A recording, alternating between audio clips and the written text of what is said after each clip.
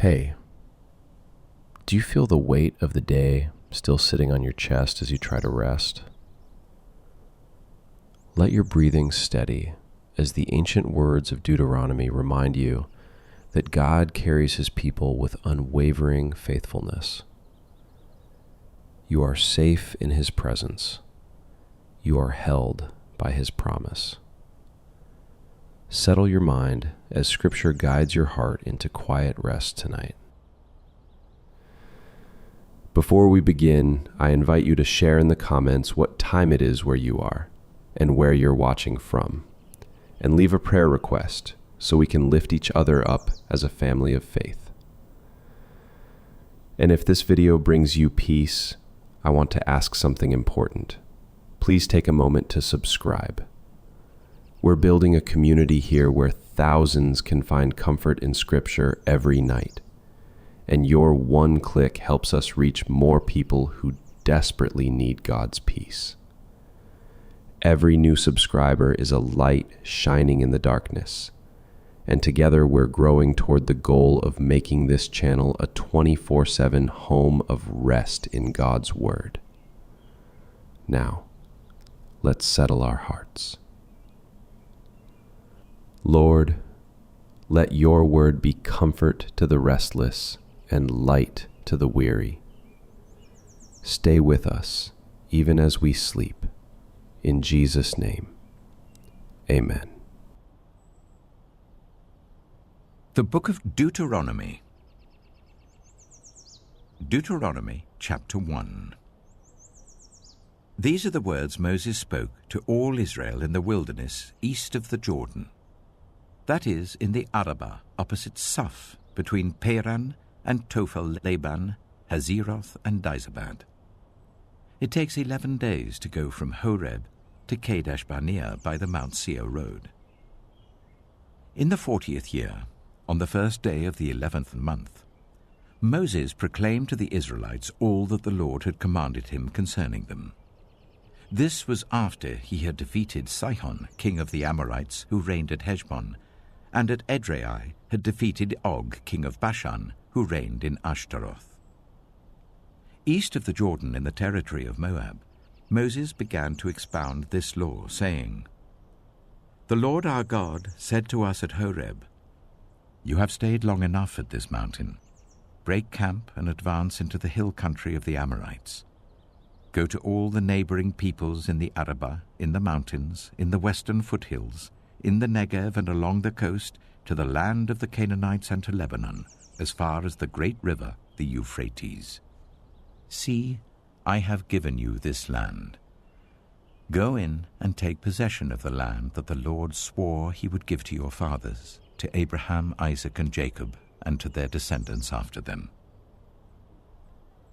At that time I said to you, 'You are too heavy a burden for me to carry alone. The Lord your God has increased your numbers, so that today you are as numerous as the stars in the sky. May the Lord, the God of your ancestors, increase you 1,000 times and bless you as he has promised. But how can I bear your problems and your burdens and your disputes all by myself? Choose some wise, understanding, and respected men from each of your tribes, and I will set them over you.' You answered me, 'What you propose to do is good.'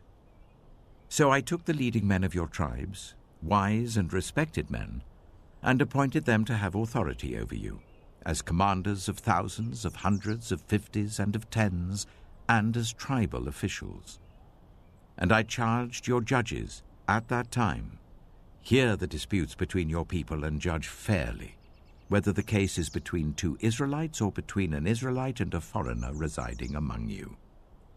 Do not show partiality in judging. Hear both small and great alike.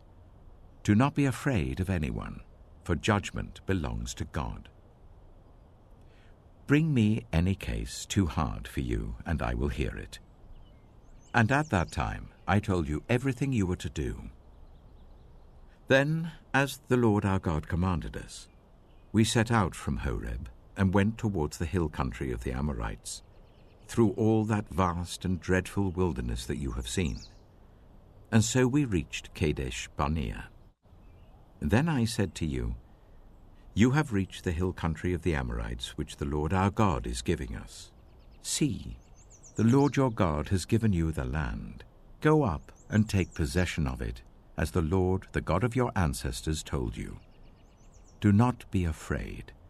Do not be discouraged. Then all of you came to me and said, Let us send men ahead to spy out the land for us and bring back a report about the route we are to take and the towns we will come to. The idea seemed good to me. So I selected 12 of you, 1 man from each tribe. They left and went up into the hill country and came to the valley of Eshcol and explored it. Taking with them some of the fruit of the land, they brought it down to us and reported, It is a good land that the Lord our God is giving us. But you were unwilling to go up. You rebelled against the command of the Lord your God. You grumbled in your tents and said, The Lord hates us. So he brought us out of Egypt to deliver us into the hands of the Amorites to destroy us. Where can we go? Our brothers have made our hearts melt in fear. They say, The people are stronger and taller than we are. The cities are large, with walls up to the sky. We even saw the Anakites there. Then I said to you, Do not be terrified. Do not be afraid of them. The Lord your God, who is going before you, will fight for you as he did for you in Egypt before your very eyes, and in the wilderness. There you saw how the Lord your God carried you as a father carries his son, all the way you went until you reached this place. In spite of this, you did not trust in the Lord your God, who went ahead of you on your journey, in fire by night and in a cloud by day, to search out places for you to camp and to show you the way you should go.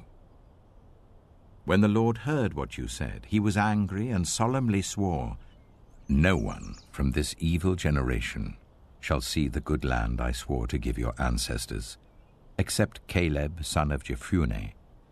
He will see it, and I will give him and his descendants the land he set his feet on, because he followed the Lord wholeheartedly.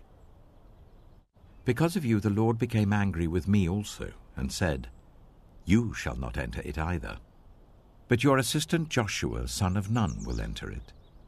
Encourage him, because he will lead Israel to inherit it. And the little ones that you said would be taken captive, your children who do not yet know good from bad, they will enter the land. I will give it to them, and they will take possession of it. But as for you, turn round and set out towards the desert along the route to the Red Sea. Then you replied, We have sinned against the Lord. We will go up and fight as the Lord our God commanded us. So every one of you put on his weapons, thinking it easy to go up into the hill country. But the Lord said to me, Tell them, Do not go up and fight, because I will not be with you. You will be defeated by your enemies. So I told you, but you would not listen. You rebelled against the Lord's command, and in your arrogance you marched up into the hill country. The Amorites who lived in those hills came out against you. They chased you like a swarm of bees and beat you down from Seir all the way to Hormah. You came back and wept before the Lord, but he paid no attention to your weeping and turned a deaf ear to you. And so you stayed in Kadesh many days, all the time you spent there.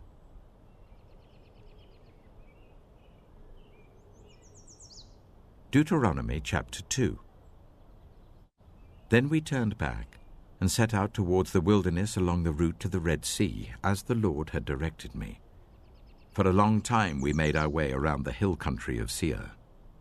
Then the Lord said to me, You have made your way around this hill country long enough. Now turn north. Give the people these orders.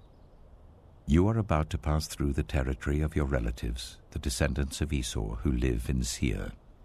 They will be afraid of you, but be very careful. Do not provoke them to war, for I will not give you any of their land, not even enough to put your foot on. I have given Esau the hill country of Seir as his own. you are to pay them in silver for the food you eat and the water you drink. The Lord your God has blessed you in all the work of your hands. He has watched over your journey through this vast wilderness. These 40 years the Lord your God has been with you, and you have not lacked anything. So we went on past our relatives, the descendants of Esau who live in Seir. We turned from the Arabah road, which comes up from Elath and Ezion-Geber, and traveled along the desert road of Moab. Then the Lord said to me, "Do not harass the Moabites or provoke them to war, for I will not give you any part of their land. I have given Ar to the descendants of Lot as a possession." The Emites used to live there, a people strong and numerous and as tall as the Anakites. Like the Anakites, they too were considered Rephaites, but the Moabites called them Emites. Horites used to live in Seir, but the descendants of Esau drove them out. They destroyed the Horites from before them and settled in their place, just as Israel did in the land the Lord gave them as their possession.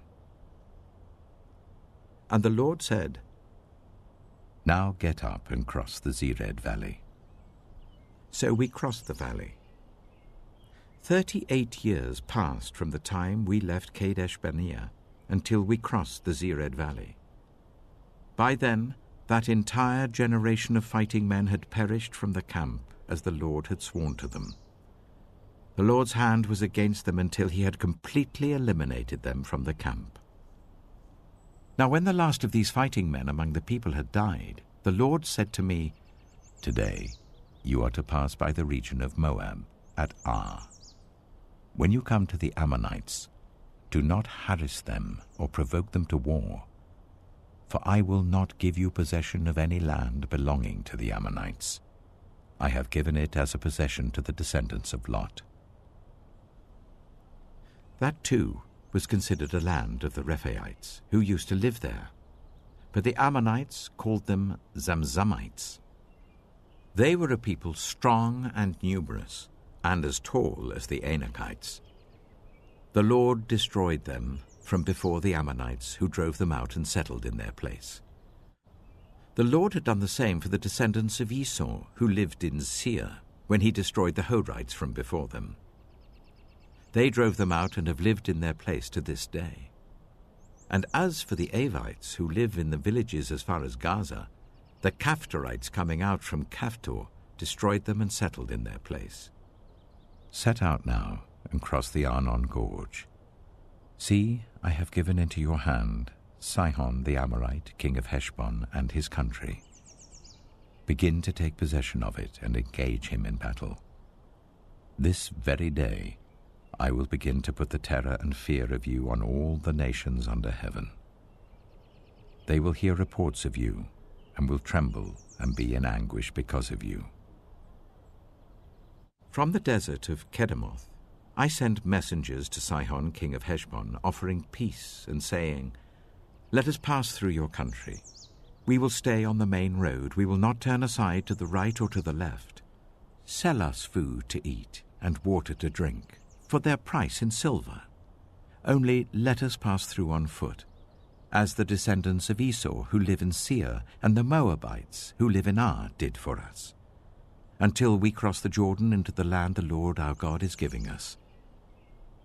But Sihon, king of Heshbon, refused to let us pass through, for the Lord your God had made his spirit stubborn and his heart obstinate, in order to give him into your hands, as he has now done. The Lord said to me, "See, I have begun to deliver Sihon and his country over to you.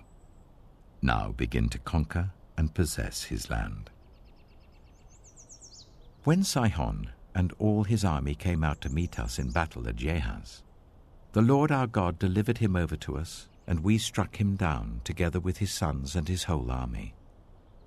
At that time we took all his towns and completely destroyed them, men, women, and children. We left no survivors. But the livestock and the plunder from the towns we had captured we carried off for ourselves. From Aroer, on the rim of the Arnon Gorge, and from the town in the gorge, even as far as Gilead, not one town was too strong for us. The Lord our God gave us all of them. But in accordance with the command of the Lord our God, you did not encroach on any of the land of the Amorites, neither the land along the course of the Jabbok, nor that around the towns in the hills.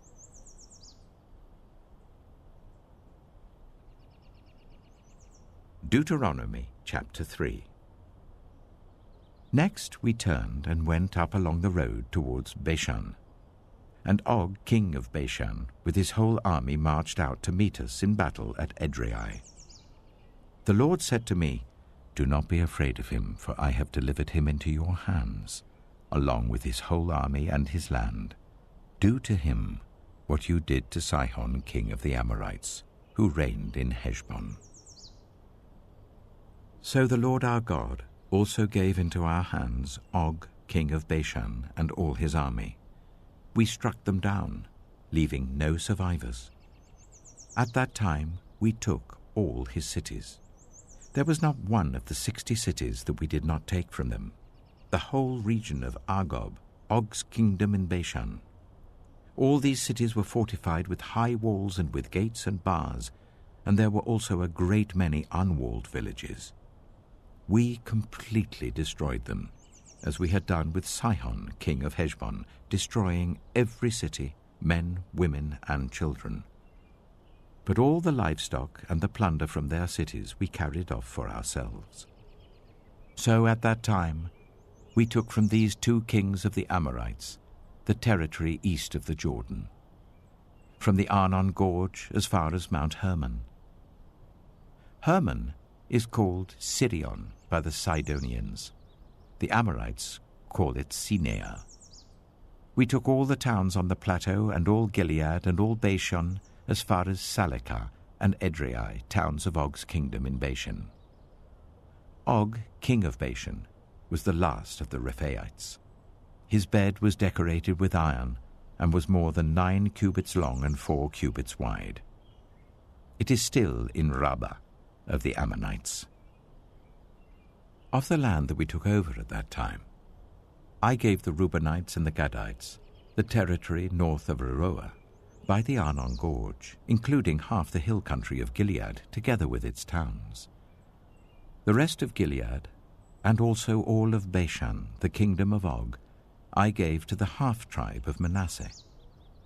The whole region of Argob in Bashan used to be known as a land of the Rephaites. Jair, a descendant of Manasseh, took the whole region of Argob as far as the border of the Geshurites and the Maacathites. It was named after him, so that to this day Bashan is called Havoth Jair. And I gave Gilead to Machir.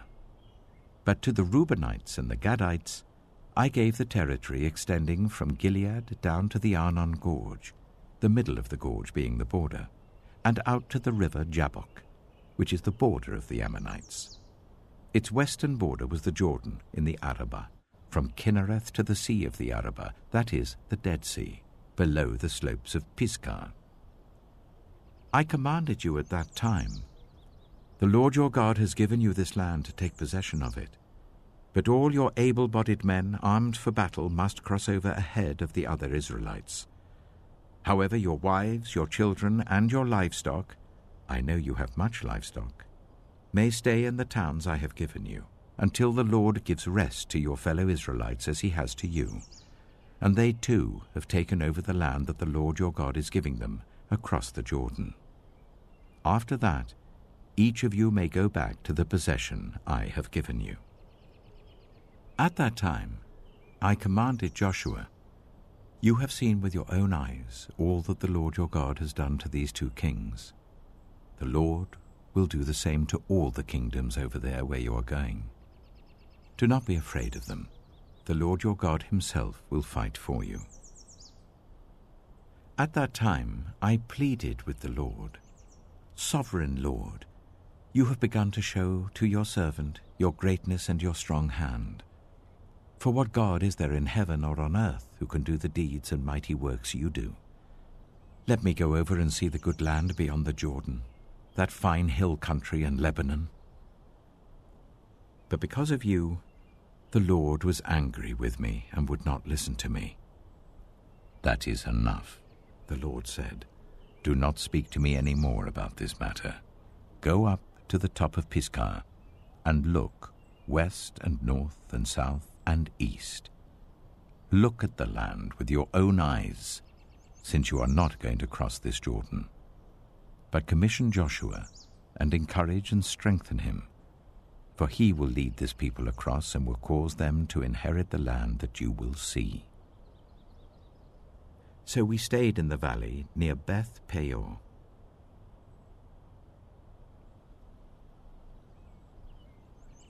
Deuteronomy chapter 4. Now, Israel, hear the decrees and laws I am about to teach you. Follow them so that you may live and may go in and take possession of the land that the Lord, the God of your ancestors, is giving you. Do not add to what I command you, and do not subtract from it, but keep the commands of the Lord your God that I give you. You saw with your own eyes what the Lord did at Baal Peor. The Lord your God destroyed from among you everyone who followed the Baal of Peor. But all of you who held fast to the Lord your God are still alive today. See, I have taught you decrees and laws as the Lord my God commanded me, so that you may follow them in the land you are entering to take possession of it. Observe them carefully, for this will show your wisdom and understanding to the nations who will hear about all these decrees and say, surely this great nation is a wise and understanding people. What other nation is so great as to have their gods near them, the way the Lord our God is near us, whenever we pray to him? And what other nation is so great as to have such righteous decrees and laws as this body of laws I am setting before you today? Only be careful and watch yourselves closely, so that you do not forget the things your eyes have seen or let them fade from your heart as long as you live. Teach them to your children and to their children after them. Remember the day you stood before the Lord your God at Horeb, when he said to me, assemble the people before me to hear my words, so that they may learn to revere me as long as they live in the land, and may teach them to their children. You came near and stood at the foot of the mountain while it blazed with fire to the very heavens, with black clouds and deep darkness. Then the Lord spoke to you out of the fire. You heard the sounds of words, but saw no form. There was only a voice. He declared to you his covenant, the 10 commandments, which he commanded you to follow, and then wrote them on 2 stone tablets. And the Lord directed me at that time to teach you the decrees and laws you are to follow in the land that you are crossing the Jordan to possess. You saw no form of any kind the day the Lord spoke to you at Horeb out of the fire. Therefore watch yourselves very carefully, so that you do not become corrupt and make for yourselves an idol, an image of any shape, whether formed like a man or a woman, or like any animal on earth, or any bird that flies in the air, or like any creature that moves along the ground, or any fish in the waters below. And when you look up to the sky and see the sun, the moon, and the stars, all the heavenly array, do not be enticed into bowing down to them and worshipping things the Lord your God has apportioned to all the nations under heaven. But as for you, the Lord took you and brought you out of the iron-smelting furnace, out of Egypt, to be the people of his inheritance, as you now are. The Lord was angry with me because of you, and he solemnly swore that I would not cross the Jordan and enter the good land the Lord your God is giving you as your inheritance. I will die in this land. I will not cross the Jordan. But you are about to cross over and take possession of that good land. Be careful not to forget the covenant of the Lord your God that he made with you.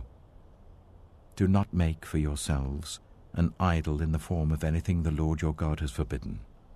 For the Lord your God is a consuming fire, a jealous God. After you have had children and grandchildren, and have lived in the land a long time, if you then become corrupt and make any kind of idol, doing evil in the eyes of the Lord your God and arousing his anger, I call the heavens and the earth as witnesses against you this day, that you will quickly perish from the land that you are crossing the Jordan to possess. You will not live there long, but will certainly be destroyed. The Lord will scatter you among the peoples, and only a few of you will survive among the nations to which the Lord will drive you. There you will worship man-made gods of wood and stone, which cannot see or hear or eat or smell. But if from there you seek the Lord your God, you will find him if you seek him with all your heart and with all your soul.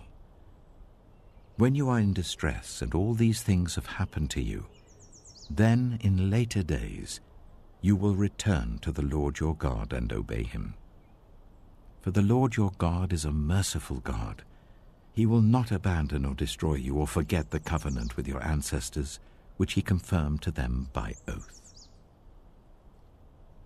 Ask now about the former days, long before your time, from the day God created human beings on the earth. Ask from one end of the heavens to the other, has anything so great as this ever happened? Or has anything like it ever been heard of? Has any other people heard the voice of God speaking out of fire as you have and lived? Has any God ever tried to take for himself one nation out of another nation by testings, by signs and wonders, by war, by a mighty hand and an outstretched arm, or by great and awesome deeds, like all the things the Lord your God did for you in Egypt before your very eyes? You were shown these things, so that you might know that the Lord is God. Besides him, there is no other. From heaven, he made you hear his voice to discipline you. On earth, he showed you his great fire, and you heard his words from out of the fire. Because he loved your ancestors and chose their descendants after them, he brought you out of Egypt by his presence and his great strength, to drive out before you nations greater and stronger than you, and to bring you into their land, to give it to you for your inheritance, as it is today. Acknowledge and take to heart this day that the Lord is God, in heaven above and on the earth below. There is no other. Keep his decrees and commands which I am giving you today, so that it may go well with you and your children after you, and that you may live long in the land the Lord your God gives you for all time. Then Moses set aside 3 cities east of the Jordan, to which anyone who had killed a person could flee if they had unintentionally killed a neighbor without malice aforethought. They could flee into one of these cities and save their life. The cities were these: Bezer in the wilderness plateau for the Reubenites, Ramoth in Gilead for the Gadites, and Golan in Bashan for the Manassites. This is the law Moses set before the Israelites. These are the stipulations, decrees, and laws Moses gave them when they came out of Egypt, and were in the valley near Beth Peor east of the Jordan, in the land of Sihon, king of the Amorites, who reigned in Heshbon and was defeated by Moses and the Israelites as they came out of Egypt. They took possession of his land, and the land of Og, king of Bashan, the 2 Amorite kings east of the Jordan. This land extended from Aroeh on the rim of the Arnon Gorge to Mount Sirion, that is, Hermon, and included all the Arabah east of the Jordan as far as the Dead Sea below the slopes of Pisgah.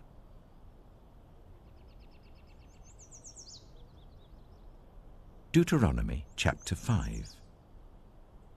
Moses summoned all Israel and said, "Hear, Israel, the decrees and the laws I declare in your hearing today. Learn them and be sure to follow them. The Lord our God made a covenant with us at Horeb. It was not with our ancestors that the Lord made this covenant, but with us, with all of us who are alive here today. The Lord spoke to you face to face out of the fire on the mountain.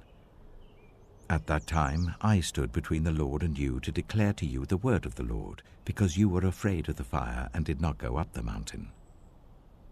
And he said, I am the Lord your God, who brought you out of Egypt, out of the land of slavery. You shall have no other gods before me.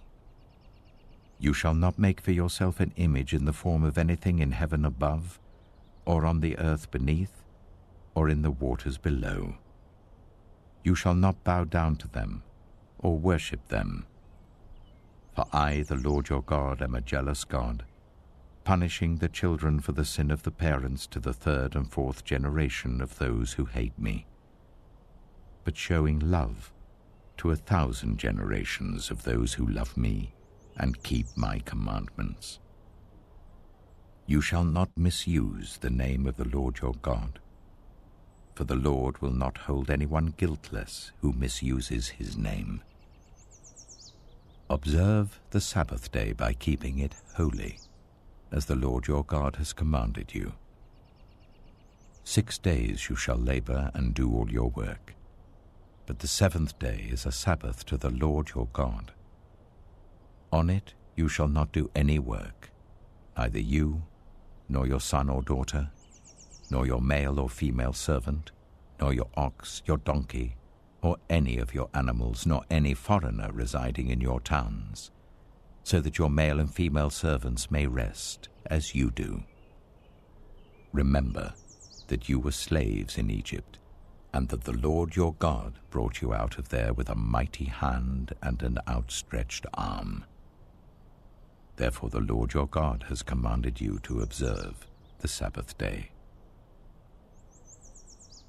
Honor your father and your mother, as the Lord your God has commanded you, so that you may live long, and that it may go well with you in the land the Lord your God is giving you. You shall not murder. You shall not commit adultery. You shall not steal. You shall not give false testimony against your neighbor. You shall not covet your neighbor's wife. You shall not set your desire on your neighbor's house or land, his male or female servant, his ox or donkey, or anything that belongs to your neighbor. These are the commandments the Lord proclaimed in a loud voice to your whole assembly there on the mountain from out of the fire, the cloud, and the deep darkness, and he added nothing more. Then he wrote them on 2 stone tablets and gave them to me. When you heard the voice out of the darkness, while the mountain was ablaze with fire, all the leaders of your tribes and your elders came to me.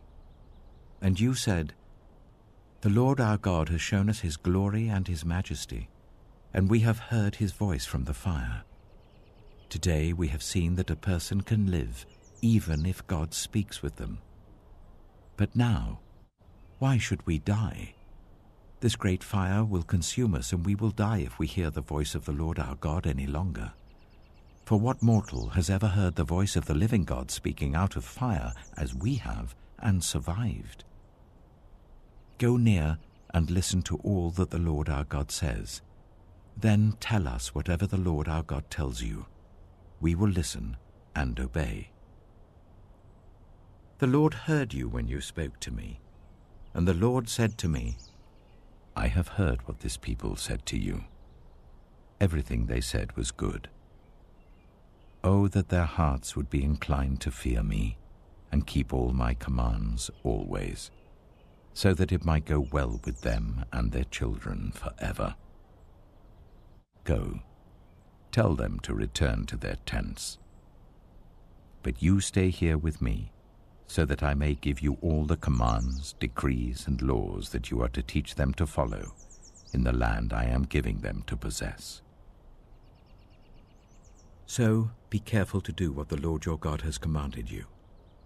Do not turn aside to the right or to the left. Walk in obedience to all that the Lord your God has commanded you, so that you may live and prosper and prolong your days in the land that you will possess.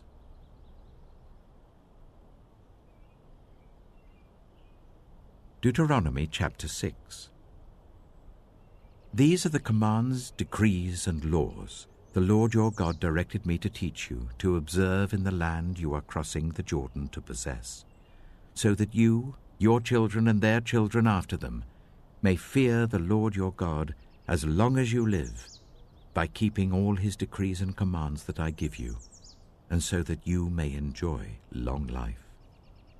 Hear, Israel, and be careful to obey, so that it may go well with you, and that you may increase greatly in a land flowing with milk and honey, just as the Lord, the God of your ancestors, promised you. Hear, O Israel, the Lord our God, the Lord is one. Love the Lord your God with all your heart, and with all your soul, and with all your strength. These commandments that I give you today are to be on your hearts. Impress them on your children. Talk about them when you sit at home and when you walk along the road, when you lie down and when you get up. Tie them as symbols on your hands and bind them on your foreheads. Write them on the doorframes of your houses and on your gates. When the Lord your God brings you into the land he swore to your fathers, to Abraham, Isaac, and Jacob, to give you a land with large, flourishing cities you did not build, houses filled with all kinds of good things you did not provide, wells you did not dig, and vineyards and olive groves you did not plant. Then when you eat and are satisfied, be careful that you do not forget the Lord who brought you out of Egypt, out of the land of slavery. Fear the Lord your God. Serve him only, and take your oaths in his name. Do not follow other gods, the gods of the peoples around you. For the Lord your God who is among you is a jealous God, and his anger will burn against you, and he will destroy you from the face of the land. Do not put the Lord your God to test as you did at Massah. Be sure to keep the commands of the Lord your God and the stipulations and decrees he has given you. Do what is right and good in the Lord's sight, so that it may go well with you, and you may go in and take over the good land that the Lord promised on oath to your ancestors, thrusting out all your enemies before you, as the Lord said. In the future, when your son asks you, "What is the meaning of the stipulations, decrees, and laws the Lord our God has commanded you?" tell him, "We were slaves of Pharaoh in Egypt, but the Lord brought us out of Egypt with a mighty hand. Before our eyes the Lord sent signs and wonders, great and terrible, on Egypt and Pharaoh and his whole household. But he brought us out from there to bring us in and give us the land that he promised on oath to our ancestors. The Lord commanded us to obey all these decrees and to fear the Lord our God, so that we might always prosper and be kept alive, as is the case today. And if we are careful to obey all this law before the Lord our God, as he has commanded us, that will be our righteousness."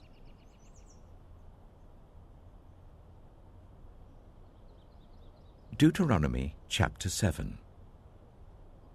When the Lord your God brings you into the land you are entering to possess, and drives out before you many nations, the Hittites, Girgashites, Amorites, Canaanites, Perizzites, Hivites, and Jebusites, 7 nations larger and stronger than you, and when the Lord your God has delivered them over to you and you have defeated them, then you must destroy them totally. Make no treaty with them and show them no mercy. Do not intermarry with them. Do not give your daughters to their sons or take their daughters for your sons, for they will turn your children away from following me to serve other gods, and the Lord's anger will burn against you and will quickly destroy you. This is what you are to do to them.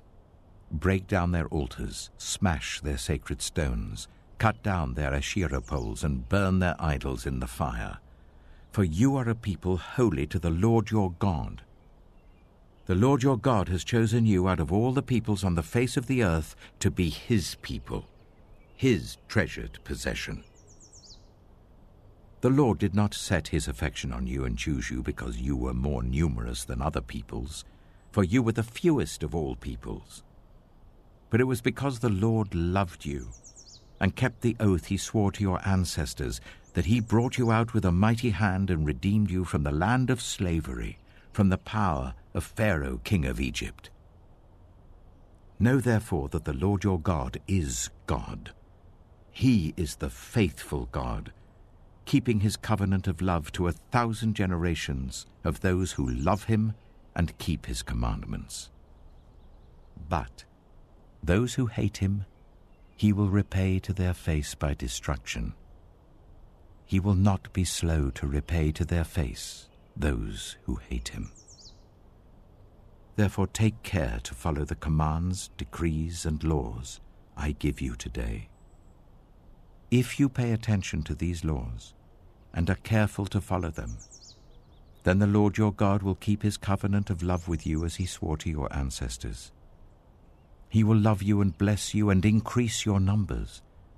He will bless the fruit of your womb, the crops of your land, your corn, new wine, and oil, the calves of your herds, and the lambs of your flocks in the land that he swore to your ancestors to give you. You will be blessed more than any other people. None of your men or women will be childless, nor any of your livestock without young. The Lord will keep you free from every disease. He will not inflict on you the horrible diseases you knew in Egypt, but he will inflict them on all who hate you. You must destroy all the peoples the Lord your God gives over to you. Do not look on them with pity, and do not serve their gods, for that will be a snare to you. You may say to yourselves, "These nations are stronger than we are. How can we drive them out?" But do not be afraid of them. Remember well what the Lord your God did to Pharaoh and to all Egypt. You saw with your own eyes the great trials, the signs and wonders, the mighty hand and outstretched arm with which the Lord your God brought you out. The Lord your God will do the same to all the peoples you now fear.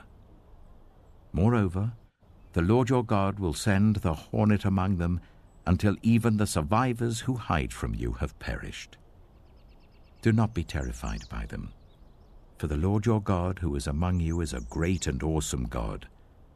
The Lord your God will drive out those nations before you little by little. You will not be allowed to eliminate them all at once, or the wild animals will multiply around you. But the Lord your God will deliver them over to you, throwing them into great confusion until they are destroyed. He will give their kings into your hand, and you will wipe out their names from under heaven. No one will be able to stand up against you. You will destroy them. The images of their gods you are to burn in the fire. Do not covet the silver and gold on them, and do not take it for yourselves, or you will be ensnared by it, for it is detestable to the Lord your God.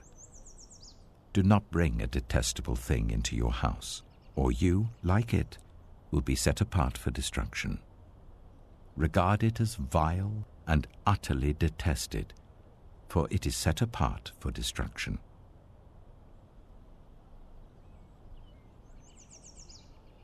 Deuteronomy chapter 8. Be careful to follow every command I am giving you today, so that you may live and increase and may enter and possess the land that the Lord promised on oath to your ancestors. Remember how the Lord your God led you all the way in the wilderness these 40 years to humble and test you, in order to know what was in your heart, whether or not you would keep his commands. He humbled you, causing you to hunger and then feeding you with manna, which neither you nor your ancestors had known, to teach you that man does not live on bread alone, but on every word that comes from the mouth of the Lord. Your clothes did not wear out, and your feet did not swell during these 40 years. Know then in your heart that as a man disciplines his son, so the Lord your God disciplines you. Observe the commands of the Lord your God, walking in obedience to him and revering him.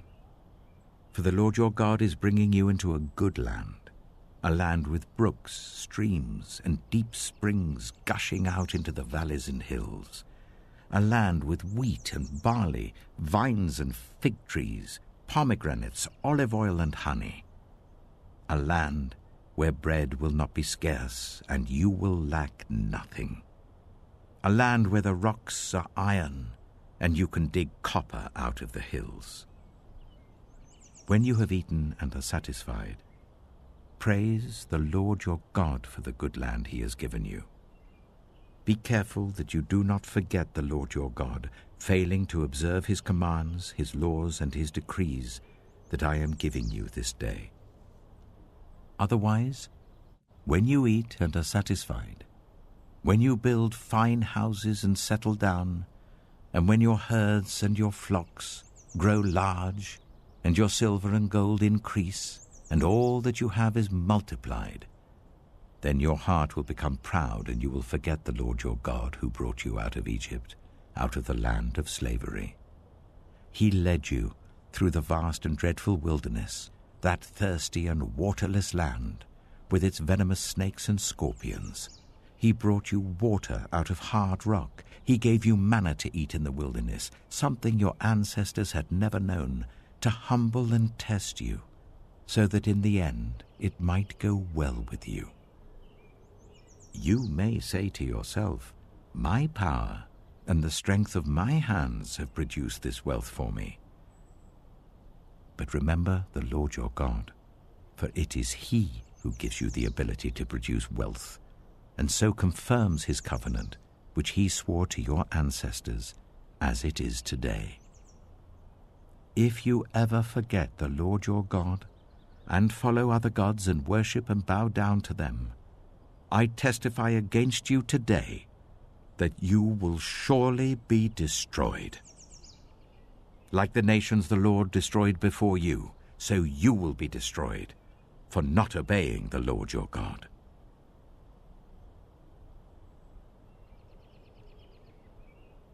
Deuteronomy chapter 9.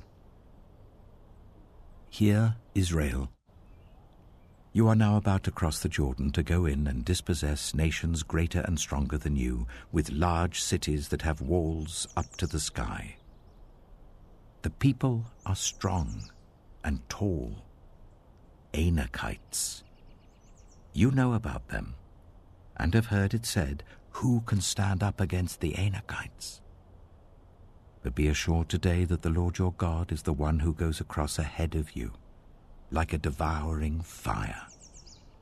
He will destroy them. He will subdue them before you, and you will drive them out and annihilate them quickly, as the Lord has promised you.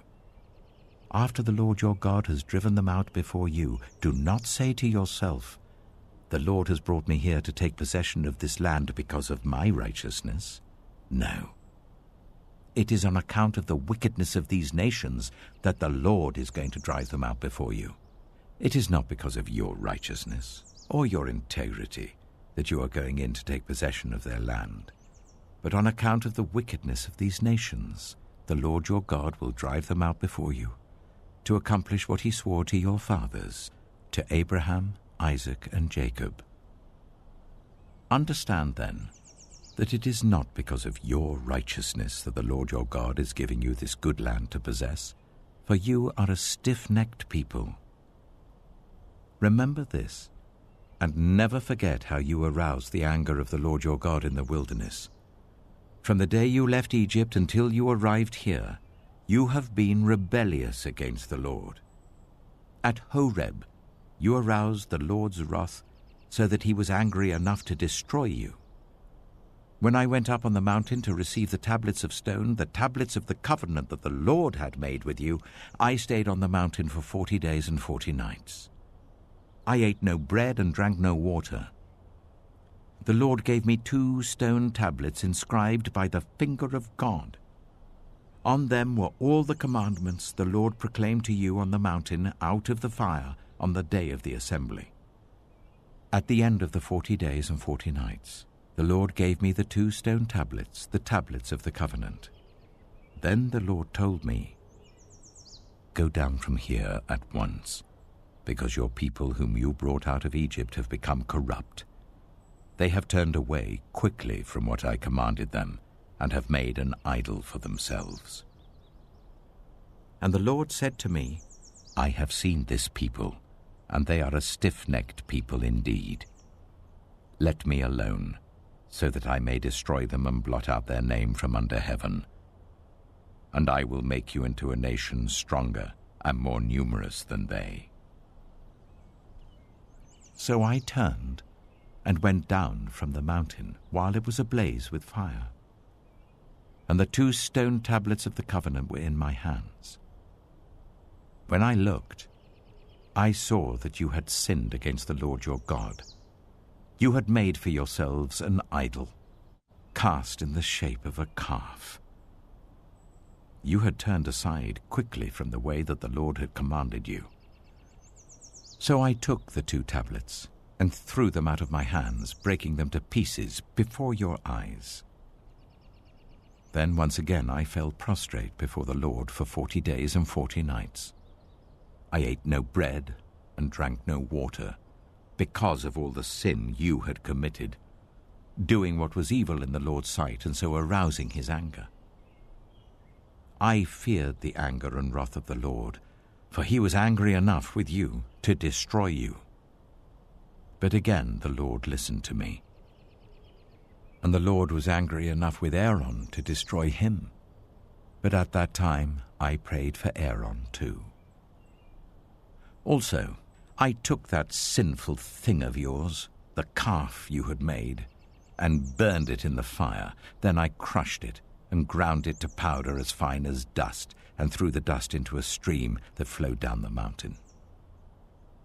You also made the Lord angry at Taberah, at Massa, and at Kibroth Hattaavah. And when the Lord sent you out from Kadesh Barnea, he said, "Go up and take possession of the land I have given you." But you rebelled against the command of the Lord your God. You did not trust him or obey him. You have been rebellious against the Lord ever since I have known you.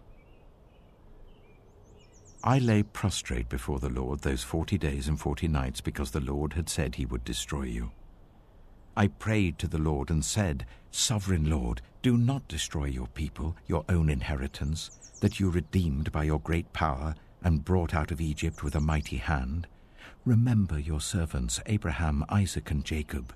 Overlook the stubbornness of this people, their wickedness and their sin.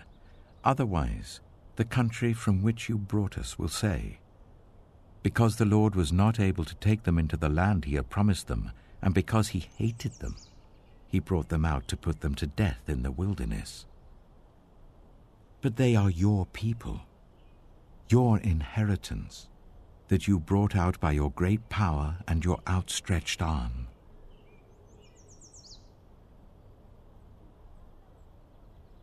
Deuteronomy chapter 10.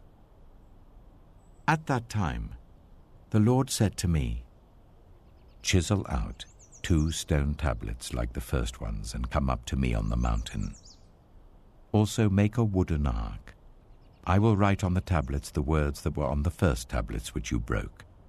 Then you are to put them in the ark." So I made the ark out of acacia wood and chiseled out 2 stone tablets like the first ones, and I went up on the mountain with the 2 tablets in my hands. The Lord wrote on these tablets what he had written before, the 10 commandments he had proclaimed to you on the mountain out of the fire on the day of the assembly. And the Lord gave them to me. Then I came back down the mountain and put the tablets in the ark I had made, as the Lord commanded me, and they are there now. the Israelites travelled from the wells of Bene-Jaakan to Mosera. There Aaron died and was buried, and Eleazar his son succeeded him as priest. From there they travelled to Gudgodah, and on to Jotbathah, a land with streams of water. At that time the Lord set apart the tribe of Levi to carry the ark of the covenant of the Lord, to stand before the Lord to minister and to pronounce blessings in his name, as they still do today. That is why the Levites have no share or inheritance among their fellow Israelites.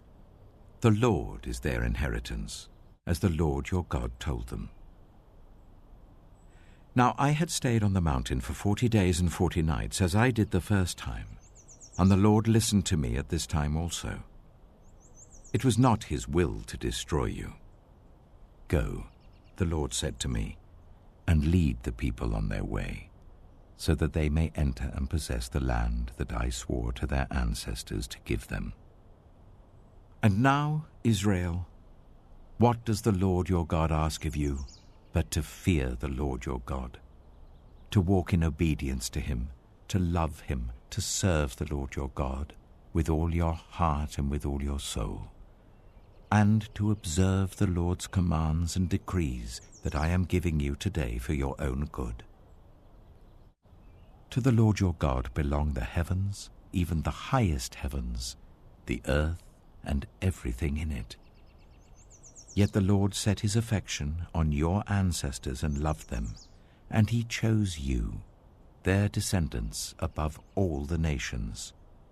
As it is today, circumcise your hearts, therefore, and do not be stiff-necked any longer.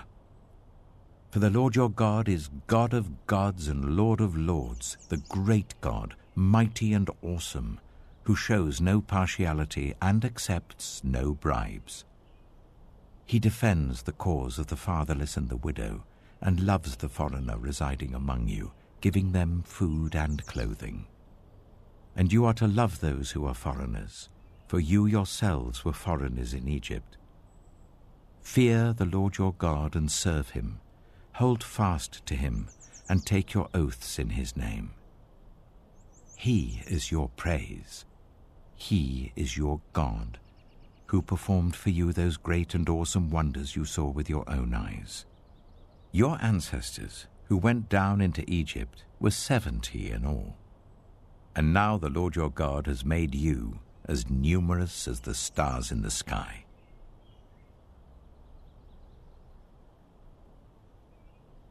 Deuteronomy chapter 11.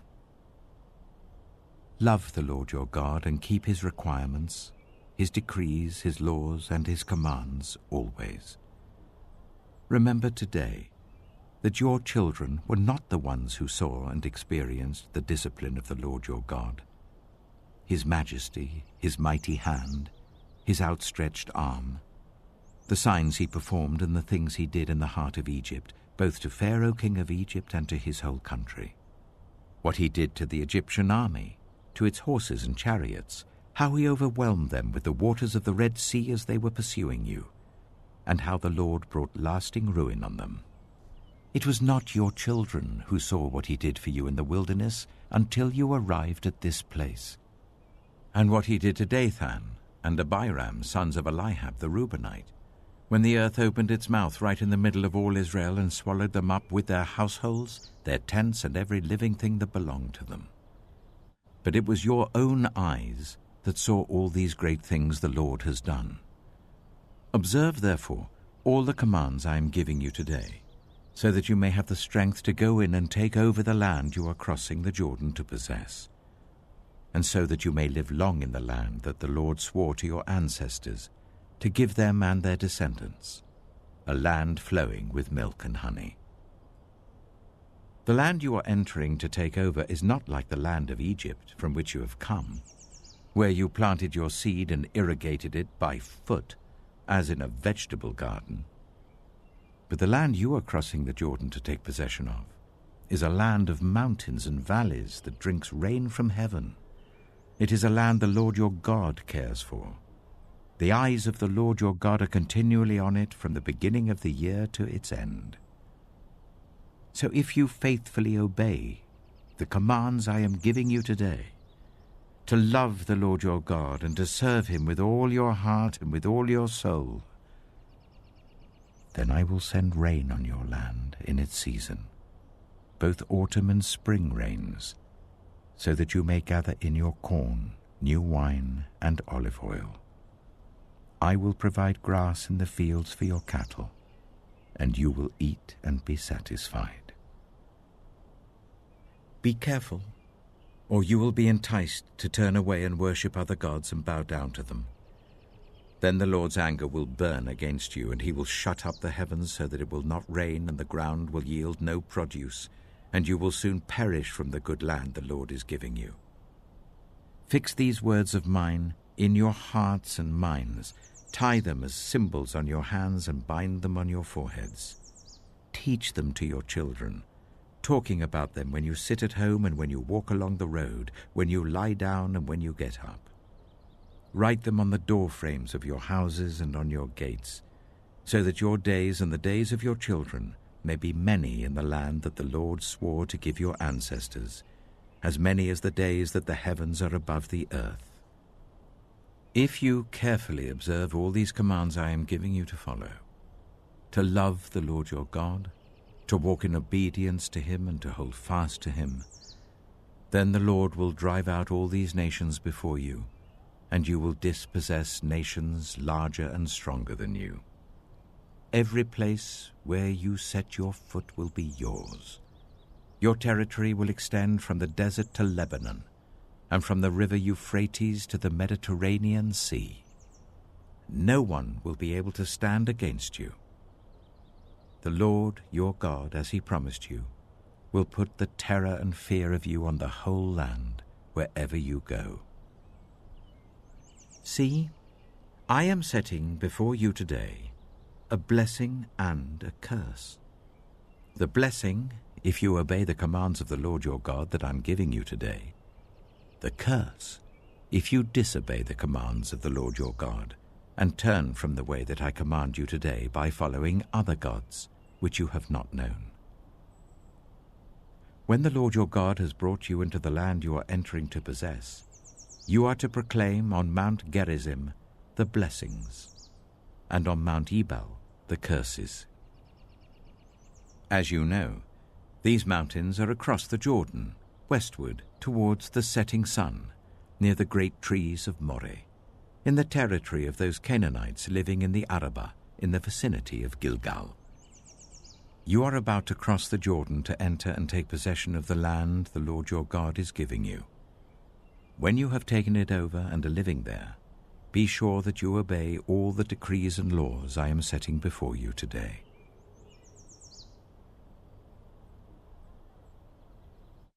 Deuteronomy chapter 12. These are the decrees and laws you must be careful to follow in the land that the Lord, the God of your ancestors, has given you to possess, as long as you live in the land. Destroy completely all the places on the high mountains, on the hills, and under every spreading tree, where the nations you are dispossessing worship their gods. Break down their altars, smash their sacred stones, and burn their Asherah poles in the fire. Cut down the idols of their gods and wipe out their names from those places. You must not worship the Lord your God in their way, but you are to seek the place the Lord your God will choose from among all your tribes to put his name there for his dwelling. To that place you must go. There bring your burnt offerings and sacrifices, your tithes and special gifts, what you have vowed to give, and your freewill offerings, and the firstborn of your herds and flocks. There, in the presence of the Lord your God, you and your families shall eat and shall rejoice in everything you have put your hand to, because the Lord your God has blessed you. You are not to do, as we do here today, everyone doing as they see fit, since you have not yet reached the resting place and the inheritance the Lord your God is giving you.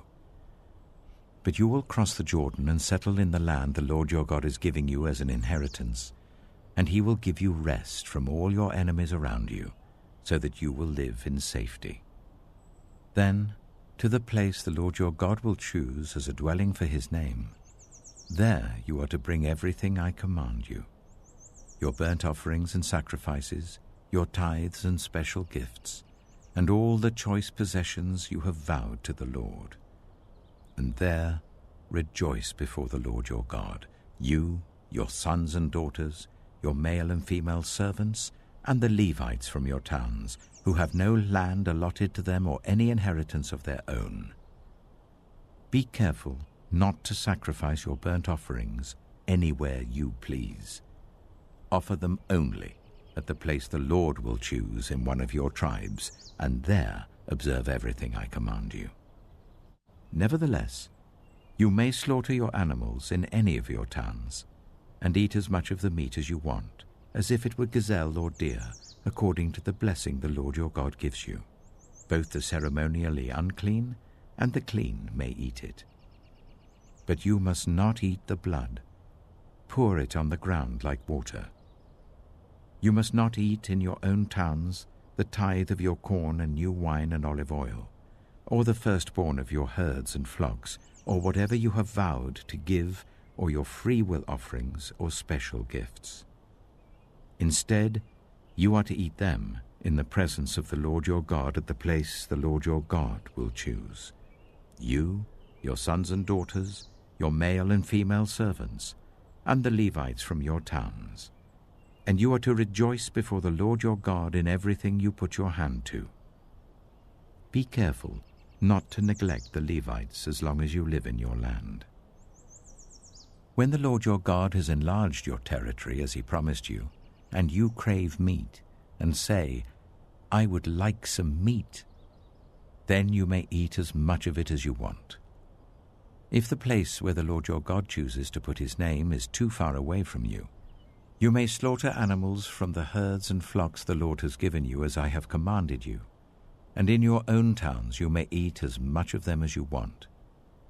Eat them as you would gazelle or deer. Both the ceremonially unclean and the clean may eat. But be sure you do not eat the blood, because the blood is the life, and you must not eat the life with the meat. You must not eat the blood. Pour it on the ground like water. Do not eat it, so that it may go well with you and your children after you, because you will be doing what is right in the eyes of the Lord. But take your consecrated things and whatever you have vowed to give, and go to the place the Lord will choose. Present your burnt offerings on the altar of the Lord your God, both the meat and the blood. The blood of your sacrifices must be poured beside the altar of the Lord your God, but you may eat the meat. Be careful to obey all these regulations I am giving you, so that it may always go well with you and your children after you, because you will be doing what is good and right in the eyes of the Lord your God. The Lord your God will cut off before you the nations you are about to invade and dispossess. But when you have driven them out and settled in their land, and after they have been destroyed before you, be careful not to be ensnared by inquiring about their gods, saying, how do these nations serve their gods? We will do the same. You must not worship the Lord your God in their way, because in worshipping their gods, they do all kinds of detestable things the Lord hates. They even burn their sons and daughters in the fire as sacrifices to their gods. See that you do all I command you. Do not add to it or take away from it.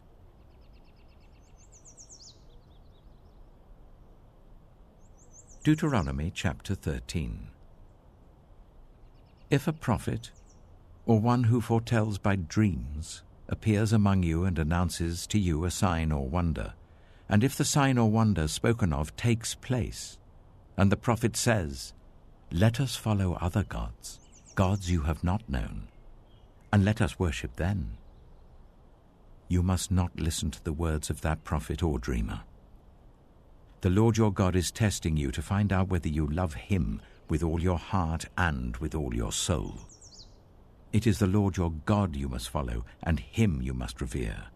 Keep his commands and obey him, serve him and hold fast to him. That prophet or dreamer must be put to death for inciting rebellion against the Lord your God, who brought you out of Egypt and redeemed you from the land of slavery. That prophet or dreamer tried to turn you from the way the Lord your God commanded you to follow. You must purge the evil from among you.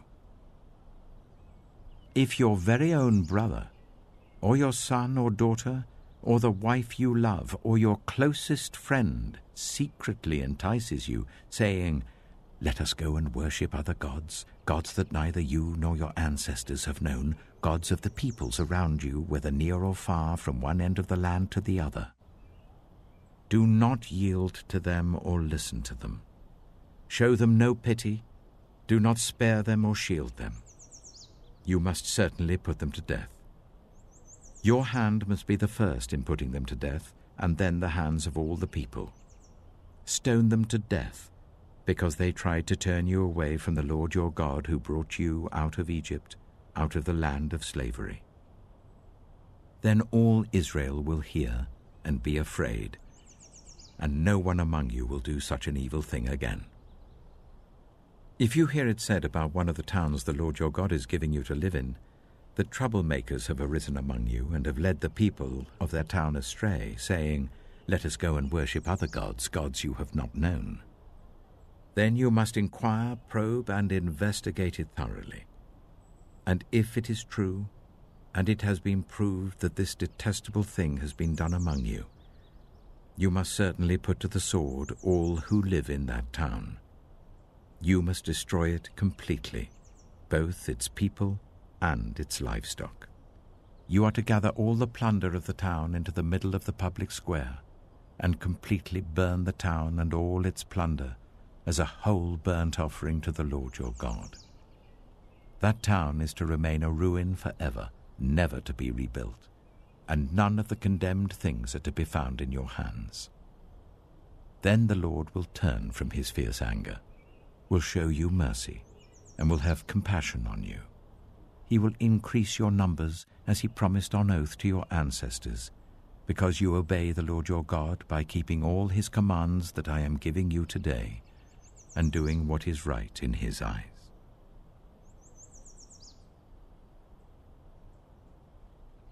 Deuteronomy chapter 14. You are the children of the Lord your God. Do not cut yourselves, or shave the front of your heads for the dead, for you are a people holy to the Lord your God. Out of all the peoples on the face of the earth, the Lord has chosen you to be his treasured possession. Do not eat any detestable thing. These are the animals you may eat: the ox, the sheep, the goat, the deer, the gazelle, the roe deer, the wild goat, the ibex, the antelope, and the mountain sheep. You may eat any animal that has a divided hoof and that chews the cud.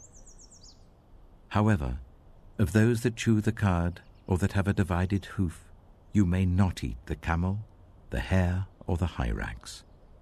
Although they chew the cud, they do not have a divided hoof. They are ceremonially unclean for you. The pig is also unclean. Although it has a divided hoof, it does not chew the cud. You are not to eat their meat or touch their carcasses. Of all the creatures living in the water, you may eat any that has fins and scales. But anything that does not have fins and scales you may not eat. For you it is unclean. You may eat any clean bird, but these you may not eat: the eagle, the vulture, the black vulture, the red kite, the black kite, any kind of falcon, any kind of raven, the horned owl, the screech owl, the gull, any kind of hawk, the little owl, the great owl, the white owl, the desert owl, the osprey, the cormorant, the stork, any kind of heron, the hoopoe, and the bat. All flying insects are unclean to you. Do not eat them. But any winged creature that is clean you may eat: Do not eat anything you find already dead. You may give it to the foreigner residing in any of your towns, and they may eat it, or you may sell it to any other foreigner. But you are a people holy to the Lord your God. Do not cook a young goat in its mother's milk. Be sure to set aside 1/10 of all that your fields produce each year. Eat the tithe of your corn, new wine and olive oil, and the firstborn of your herds and flocks in the presence of the Lord your God, at the place he will choose as a dwelling for his name, so that you may learn to revere the Lord your God always. But if that place is too distant, and you have been blessed by the Lord your God and cannot carry your tithe, because the place where the Lord will choose to put his name is so far away, then exchange your tithe for silver, and take the silver with you and go to the place the Lord your God will choose.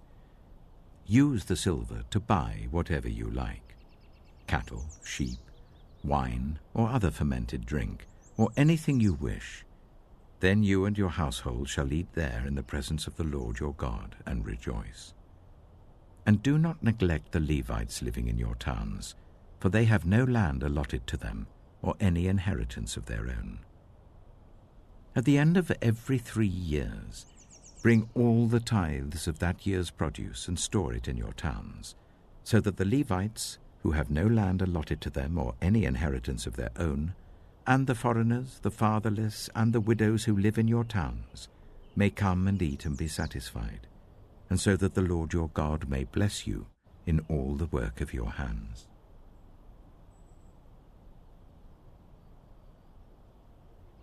Deuteronomy chapter 15. At the end of every 7 years, you must cancel debts. This is how it is to be done.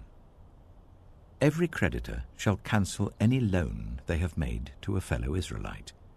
They shall not require payment from anyone among their own people, because the Lord's time for cancelling debts has been proclaimed. You may require payment from a foreigner, but you must cancel any debt your fellow Israelite owes you. However, there need be no poor people among you, for in the land the Lord your God is giving you to possess as your inheritance, he will richly bless you, if only you fully obey the Lord your God and are careful to follow all these commands I am giving you today. For the Lord your God will bless you as he promised, and you will lend to many nations, but will borrow from none. You will rule over many nations, but none will rule over you. If anyone is poor among your fellow Israelites, in any of the towns of the land that the Lord your God is giving you, do not be hard-hearted or tight-fisted towards them. Rather, be open-handed and freely lend them whatever they need. Be careful not to harbor this wicked thought. The 7th year, the year for cancelling debts, is near, so that you do not show ill will towards the needy among your fellow Israelites and give them nothing. They may then appeal to the Lord against you, and you will be found guilty of sin. Give generously to them, and do so without a grudging heart. Then, because of this, the Lord your God will bless you in all your work and in everything you put your hand to. There will always be poor people in the land. Therefore I command you to be open-handed towards your fellow Israelites, who are poor and needy in your land. If any of your people, Hebrew men or women, sell themselves to you and serve you for 6 years, in the 7th year you must let them go free. And when you release them, do not send them away empty-handed. Supply them liberally from your flock, your threshing floor, and your winepress. Give to them as the Lord your God has blessed you. Remember that you were slaves in Egypt, and the Lord your God redeemed you. That is why I give you this command today. But if your servant says to you, I do not want to leave you, because he loves you and your family, and is well off with you, then take an awl and push it through his earlobe into the door, and he will become your servant for life. Do the same for your female servant. Do not consider it a hardship to set your servant free, because their service to you these 6 years has been worth twice as much as that of a hired hand. and the Lord your God will bless you in everything you do. Set apart for the Lord your God every firstborn male of your herds and flocks. Do not put the firstborn of your oxen to work, and do not shear the firstborn of your sheep. Each year, you and your family are to eat them in the presence of the Lord your God at the place he will choose. If an animal has a defect, is lame or blind, or has any serious flaw, you must not sacrifice it to the Lord your God. You are to eat it in your own towns. Both the ceremonially unclean and the clean may eat it, as if it were gazelle or deer. But you must not eat the blood. Pour it on the ground like water.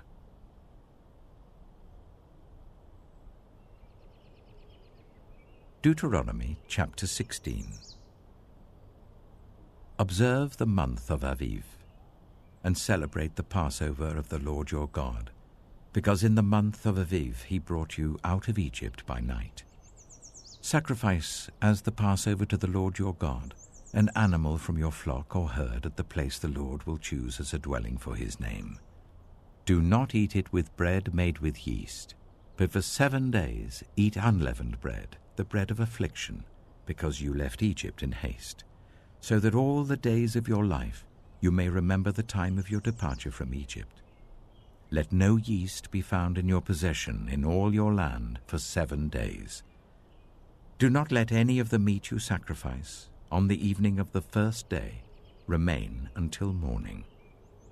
You must not sacrifice the Passover in any town the Lord your God gives you, except in the place he will choose as a dwelling for his name.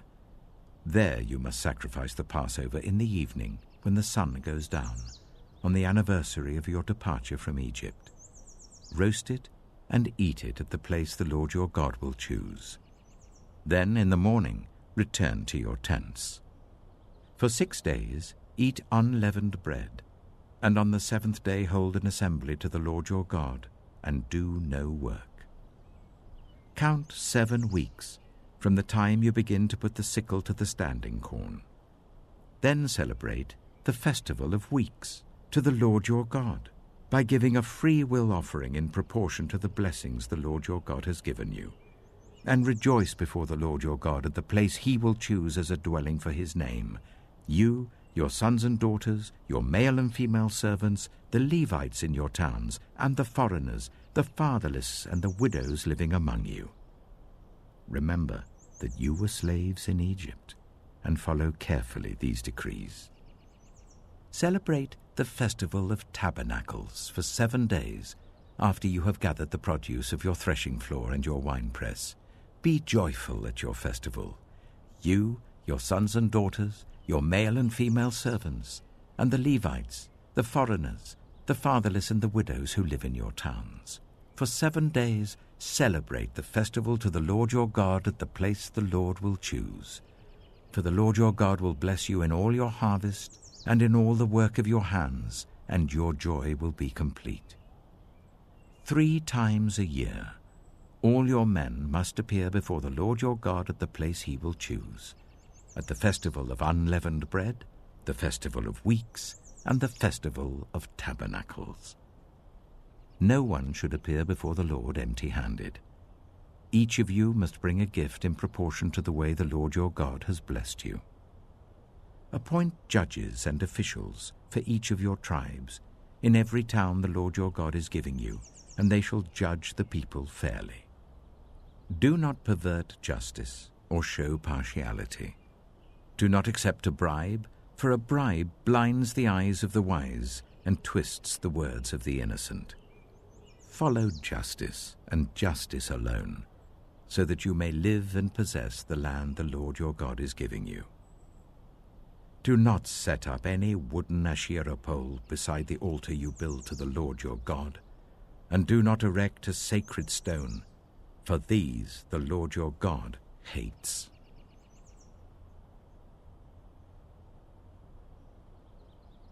Deuteronomy chapter 17. Do not sacrifice to the Lord your God an ox or a sheep that has any defect or flaw in it, for that would be detestable to him. If a man or woman living among you in one of the towns the Lord gives you is found doing evil in the eyes of the Lord your God, in violation of his covenant, and contrary to my command, has worshipped other gods, bowing down to them, or to the sun, or the moon, or the stars in the sky, and this has been brought to your attention, then you must investigate it thoroughly. If it is true, and it has been proved that this detestable thing has been done in Israel, take the man or woman who has done this evil deed to your city gate and stone that person to death. On the testimony of 2 or 3 witnesses a person is to be put to death, but no one is to be put to death on the testimony of only 1 witness. The hands of the witnesses must be the first in putting that person to death, and then the hands of all the people. You must purge the evil from among you. If cases come before your courts that are too difficult for you to judge, whether bloodshed, lawsuits, or assaults, take them to the place the Lord your God will choose. Go to the Levitical priests and to the judge who is in office at that time. Inquire of them, and they will give you the verdict. You must act according to the decisions they give you at the place the Lord will choose. Be careful to do everything they instruct you to do. Act according to whatever they teach you and the decisions they give you.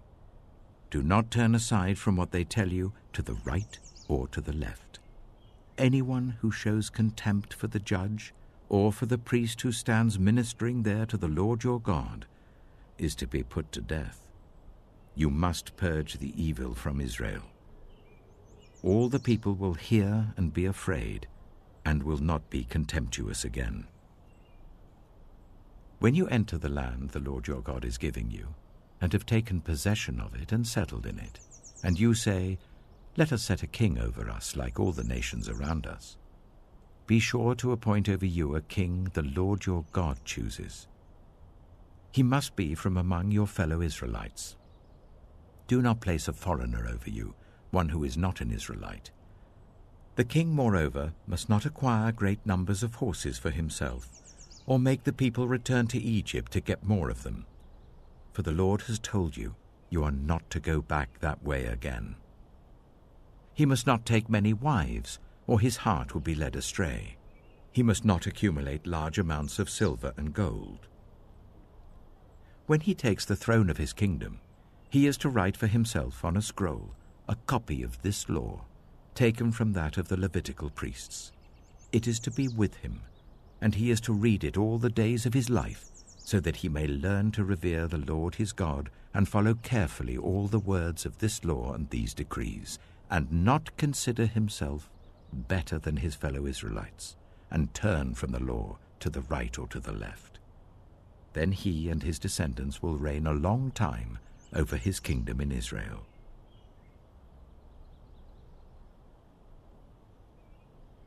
Deuteronomy chapter 18. The Levitical priests, indeed the whole tribe of Levi, are to have no land allotted to them or any inheritance with Israel. They shall live on the food offerings presented to the Lord, for that is their inheritance. They shall have no inheritance among their fellow Israelites. The Lord is their inheritance, as he promised them. This is the share due to the priests from the people who sacrifice a bull or a sheep: the shoulder, the internal organs, and the meat from the head. You are to give them the first fruits of your corn, new wine, and olive oil, and the first wool from the shearing of your sheep.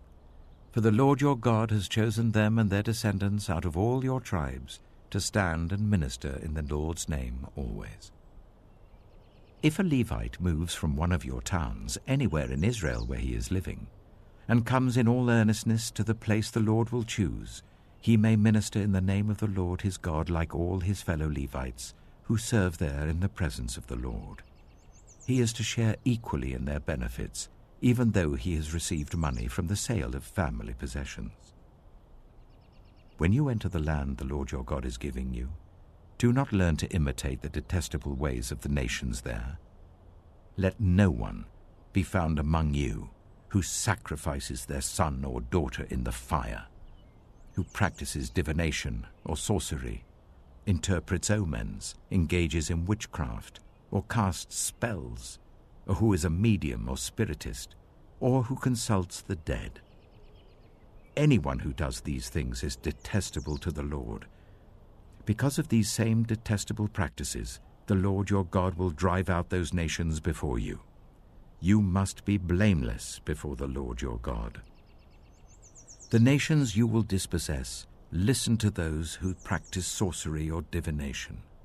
But as for you, the Lord your God has not permitted you to do so.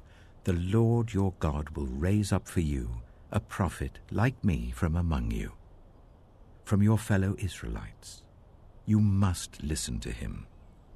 For this is what you asked of the Lord your God at Horeb, on the day of the assembly, when you said, "Let us not hear the voice of the Lord our God, nor see this great fire any more, or we will die." The Lord God said to me, "What they say is good. I will raise up for them a prophet like you from among their fellow Israelites, and I will put my words in his mouth. He will tell them everything I command him. I myself will call to account anyone who does not listen to my words that the prophet speaks in my name. But a prophet who presumes to speak in my name anything I have not commanded, or a prophet who speaks in the name of other gods, is to be put to death."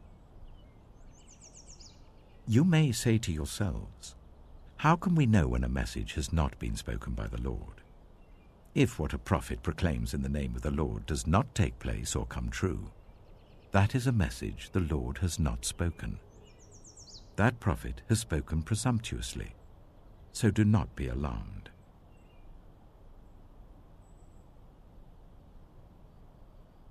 Deuteronomy chapter 19. When the Lord your God has destroyed the nations whose land he is giving you, and when you have driven them out and settled in their towns and houses, then set aside for yourselves 3 cities in the land the Lord your God is giving you to possess. Determine the distances involved, and divide into 3 parts the land the Lord your God is giving you as an inheritance, so that a person who kills someone may flee for refuge to one of these cities. This is the rule concerning anyone who kills a person and flees there for safety. Anyone who kills a neighbor unintentionally, without malice aforethought. For instance, a man may go into the forest with his neighbor to cut wood, and as he swings his axe to fell a tree, the head may fly off and hit his neighbor and kill him. That man may flee to one of these cities and save his life. Otherwise, the avenger of blood might pursue him in a rage, overtake him if the distance is too great, and kill him even though he is not deserving of death, since he did it to his neighbor without malice aforethought. This is why I command you to set aside for yourselves 3 cities. If the Lord your God enlarges your territory, as he promised on oath to your ancestors, and gives you the whole land he promised them, because you carefully follow all these laws I command you today, to love the Lord your God and to walk always in obedience to him, then you are to set aside 3 more cities. Do this so that innocent blood will not be shed in your land, which the Lord your God is giving you as your inheritance, and so that you will not be guilty of bloodshed. But if, out of hate, someone lies in wait, assaults and kills a neighbor, and then flees to one of these cities, the killer shall be sent for by one of the town elders, be brought back from the city, and be handed over to the avenger of blood to die. Show no pity. You must purge from Israel the guilt of shedding innocent blood, so that it may go well with you. Do not move your neighbor's boundary stones set up by your predecessors in the inheritance you receive in the land the Lord your God is giving you to possess. One witness is not enough to convict anyone accused of any crime or offense they may have committed. A matter must be established by the testimony of 2 or 3 witnesses. If a malicious witness takes the stand to accuse someone of a crime, the 2 people involved in the dispute must stand in the presence of the Lord before the priests and the judges who are in office at the time. the judges must make a thorough investigation, and if the witness proves to be a liar, giving false testimony against a fellow Israelite, then do to the false witness as that witness intended to do to the other party. You must purge the evil from among you. The rest of the people will hear of this and be afraid, and never again will such an evil thing be done among you. Show no pity. Life for life, eye for eye, tooth for tooth, hand for hand, foot for foot.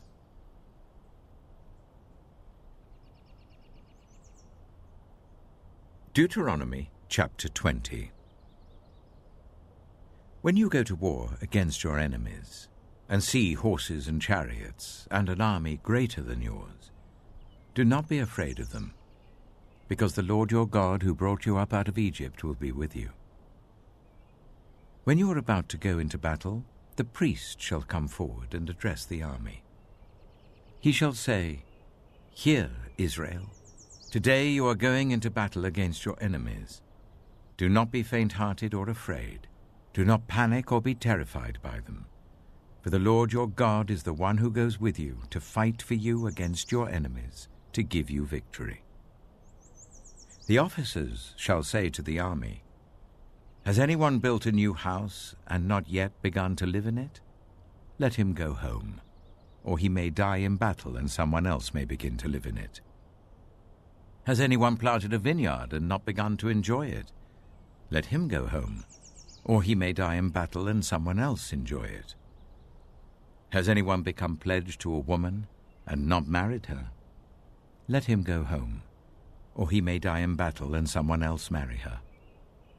Then the officers shall add, "Is anyone afraid or faint-hearted? Let him go home, so that his fellow soldiers will not become disheartened too." When the officers have finished speaking to the army, they shall appoint commanders over it. When you march up to attack a city, make its people an offer of peace. If they accept and open their gates, all the people in it shall be subject to forced labor and shall work for you. If they refuse to make peace and they engage you in battle, lay siege to that city. When the Lord your God delivers it into your hand, put to the sword all the men in it. As for the women, the children, the livestock, and everything else in the city, you may take these as plunder for yourselves, and you may use the plunder the Lord your God gives you from your enemies. This is how you are to treat all the cities that are at a distance from you and do not belong to the nations nearby. However, in the cities of the nations the Lord your God is giving you as an inheritance, do not leave alive anything that breathes. Completely destroy them. The Hittites, Amorites, Canaanites, Perizzites, Hivites, and Jebusites, as the Lord your God has commanded you.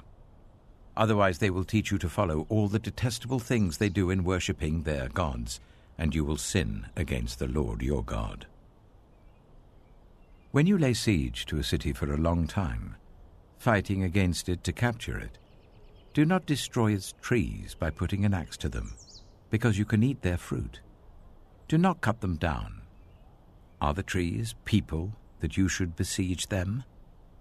However, you may cut down trees that you know are not fruit trees, and use them to build siege works until the city at war with you falls.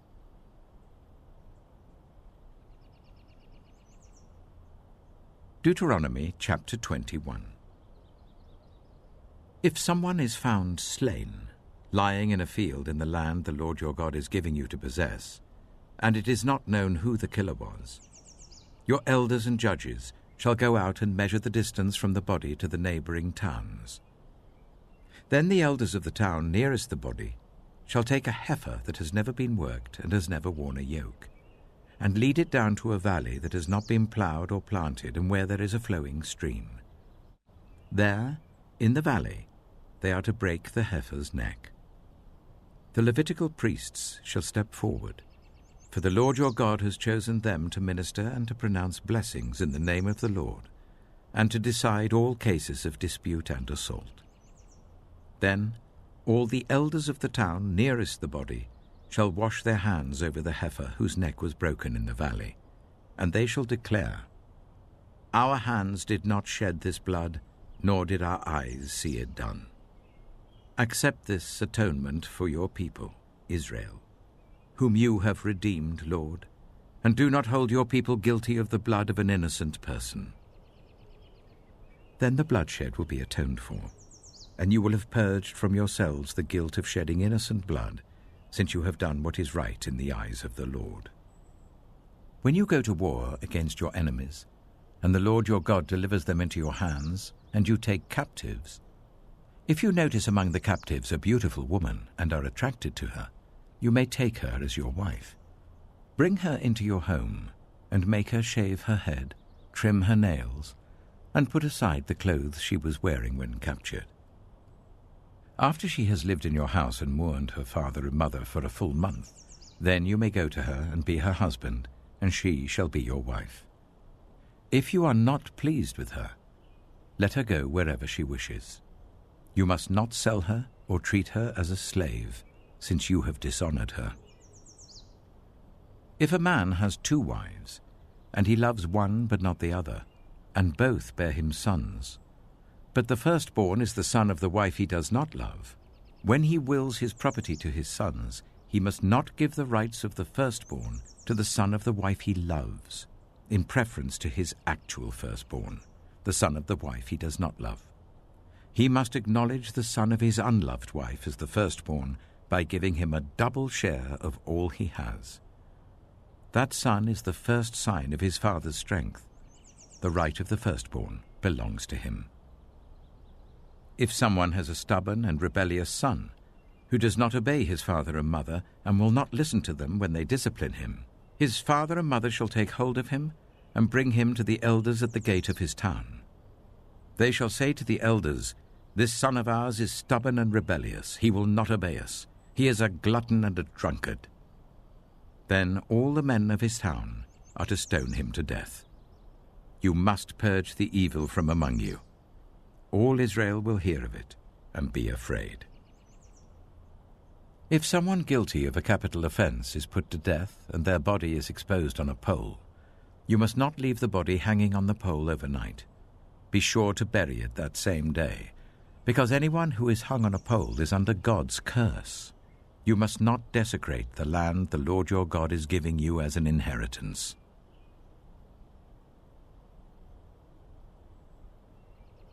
Deuteronomy chapter 22.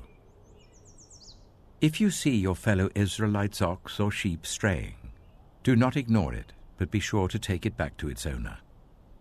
If they do not live near you, or if you do not know who owns it, take it home with you and keep it until they come looking for it. Then give it back. Do the same if you find their donkey or cloak or anything else they have lost. Do not ignore it. If you see your fellow Israelites' donkey or ox fallen on the road, do not ignore it. Help the owner to get it to its feet. A woman must not wear men's clothing, nor a man wear women's clothing, for the Lord your God detests anyone who does this. If you come across a bird's nest beside the road, either in a tree or on the ground, and the mother is sitting on the young or on the eggs, do not take the mother with the young. You may take the young, but be sure to let the mother go, so that it may go well with you and you may have a long life. When you build a new house, make a parapet around your roof, so that you may not bring the guilt of bloodshed on your house if someone falls from the roof. Do not plant 2 kinds of seed in your vineyard. If you do, not only the crops you plant, but also the fruit of the vineyard will be defiled. Do not plow with an ox and a donkey yoked together. Do not wear clothes of wool and linen woven together. Make tassels on the 4 corners of the cloak you wear. If a man takes a wife, and after sleeping with her dislikes her, and slanders her and gives her a bad name, saying, I married this woman, but when I approached her, I did not find proof of her virginity, then the young woman's father and mother shall bring to the town elders at the gate proof that she was a virgin.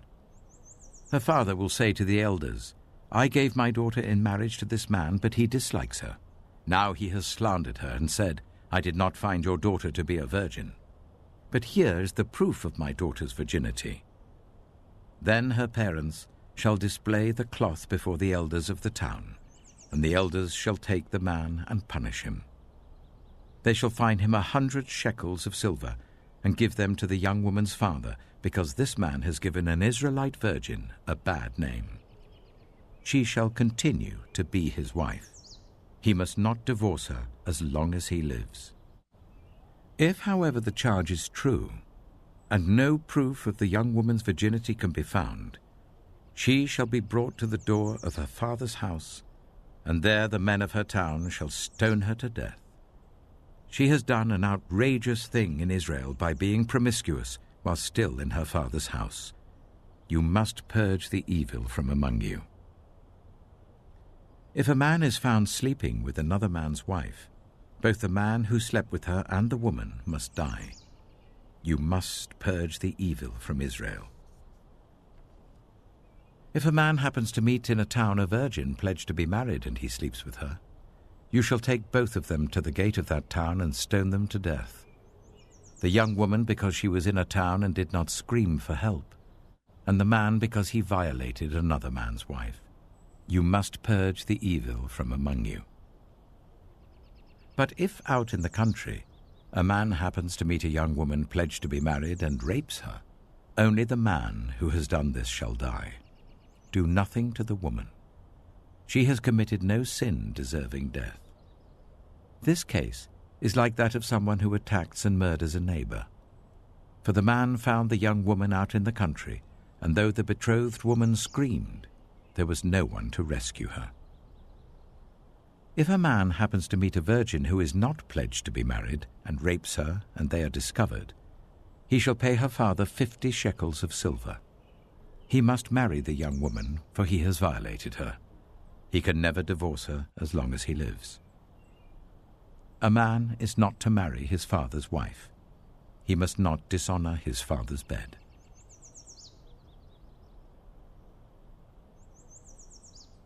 Deuteronomy chapter 23.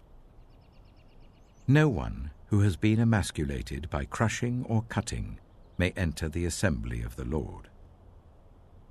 No one born of a forbidden marriage, nor any of their descendants may enter the assembly of the Lord, not even in the 10th generation.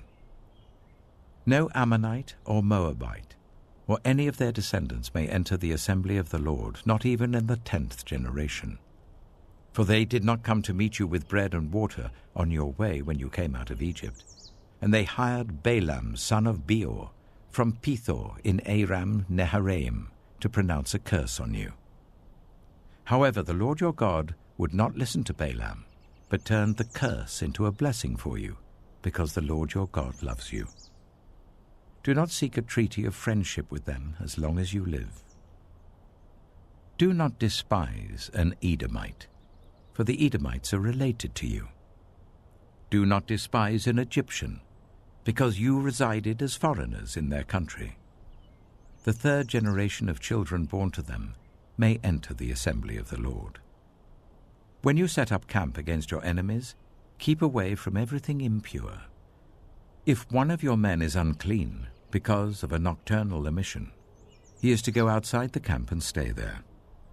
But as evening approaches, he is to wash himself, and at sunset he may return to the camp. Designate a place outside the camp where you can go to relieve yourself. As part of your equipment, have something to dig with, and when you relieve yourself, dig a hole and cover up your excrement. For the Lord your God moves about in your camp to protect you and to deliver your enemies to you. Your camp must be holy, so that he will not see among you anything indecent and turn away from you. If a slave has taken refuge with you, do not hand them over to their master. Let them live among you wherever they like, and in whatever town they choose. Do not oppress them. No Israelite man or woman is to become a shrine prostitute. You must not bring the earnings of a female prostitute or of a male prostitute into the house of the Lord your God to pay any vow, because the Lord your God detests them both. Do not charge a fellow Israelite interest, whether on money or food or anything else that may earn interest. You may charge a foreigner interest, but not a fellow Israelite, so that the Lord your God may bless you in everything you put your hand to, in the land you are entering to possess. If you make a vow to the Lord your God, do not be slow to pay it, for the Lord your God will certainly demand it of you, and you will be guilty of sin. But if you refrain from making a vow, you will not be guilty.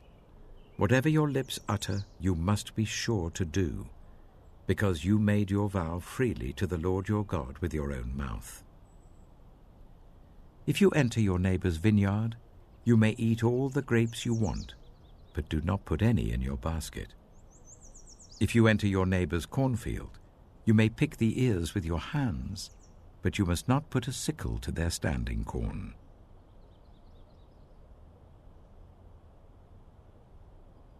Deuteronomy chapter 24.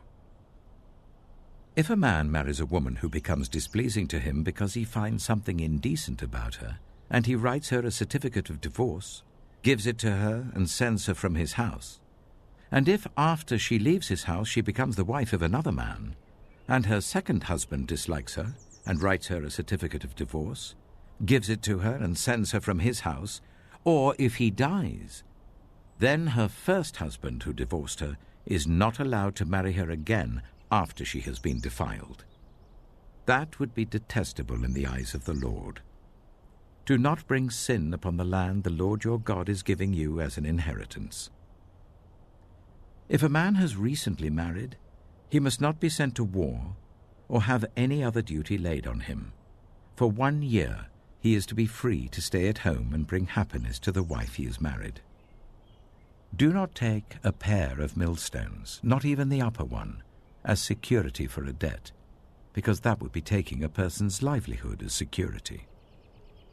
If someone is caught kidnapping a fellow Israelite and treating or selling them as a slave, the kidnapper must die. You must purge the evil from among you. In cases of defiling skin diseases, be very careful to do exactly as the Levitical priests instruct you. You must follow carefully what I have commanded them. Remember what the Lord your God did to Miriam along the way after you came out of Egypt. When you make a loan of any kind to your neighbor, do not go into the house to get what is offered to you as a pledge. Stay outside and let the neighbor to whom you are making the loan bring the pledge out to you. If the neighbor is poor, do not go to sleep with their pledge in your possession. Return their cloak by sunset, so that your neighbor may sleep in it. Then they will thank you, and it will be regarded as a righteous act in the sight of the Lord your God. Do not take advantage of a hired worker who is poor and needy, whether that worker is a fellow Israelite or a foreigner residing in one of your towns. Pay them their wages each day before sunset, because they are poor and are counting on it. Otherwise they may cry to the Lord against you, and you will be guilty of sin. Parents are not to be put to death for their children, nor children put to death for their parents. Each will die for their own sin. Do not deprive the foreigner or the fatherless of justice, or take the cloak of the widow as a pledge. Remember that you were slaves in Egypt, and the Lord your God redeemed you from there. That is why I command you to do this. When you are harvesting in your field and you overlook a sheaf, do not go back to get it. Leave it for the foreigner, the fatherless, and the widow, so that the Lord your God may bless you in all the work of your hands. When you beat the olives from your trees, do not go over the branches a second time. Leave what remains for the foreigner, the fatherless, and the widow. When you harvest the grapes in your vineyard, do not go over the vines again. Leave what remains for the foreigner, the fatherless, and the widow. Remember that you were slaves in Egypt. That is why I command you to do this.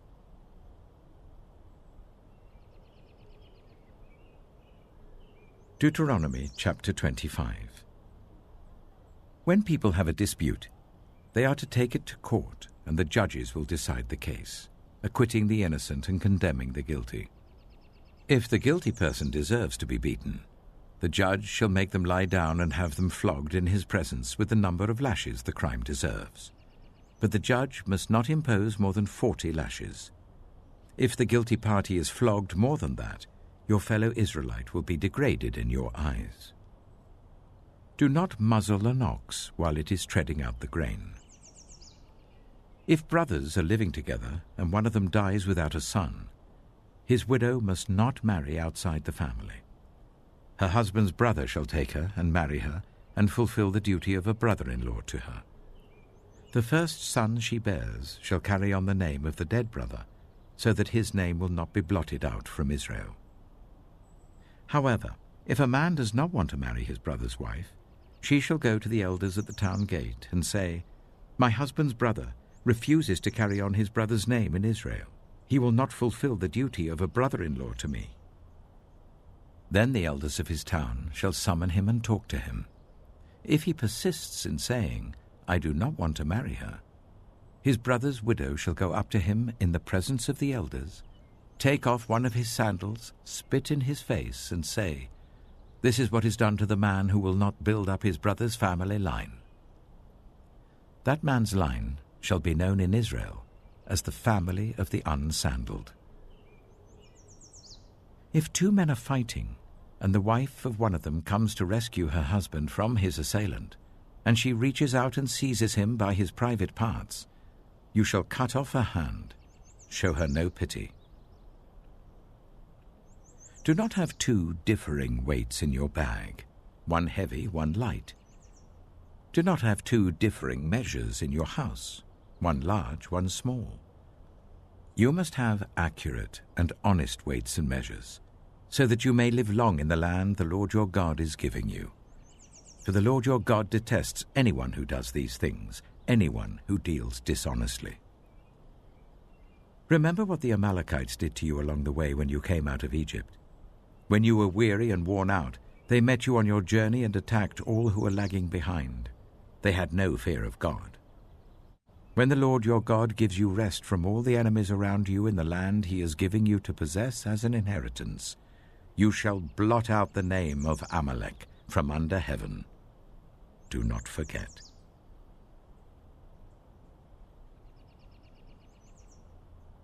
Deuteronomy chapter 26.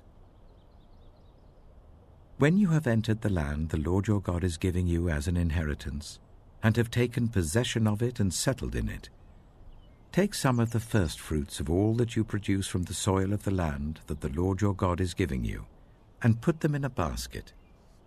Then go to the place that the Lord your God will choose as a dwelling for his name, and say to the priest in office at the time, "I declare today to the Lord your God that I have come to the land the Lord swore to our ancestors to give us." The priest shall take the basket from your hands and set it down in front of the altar of the Lord your God.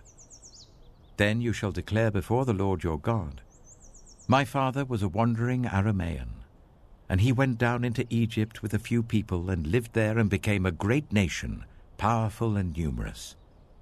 But the Egyptians ill-treated us and made us suffer, subjecting us to harsh labor. Then we cried out to the Lord, the God of our ancestors, and the Lord heard our voice and saw our misery, toil, and oppression.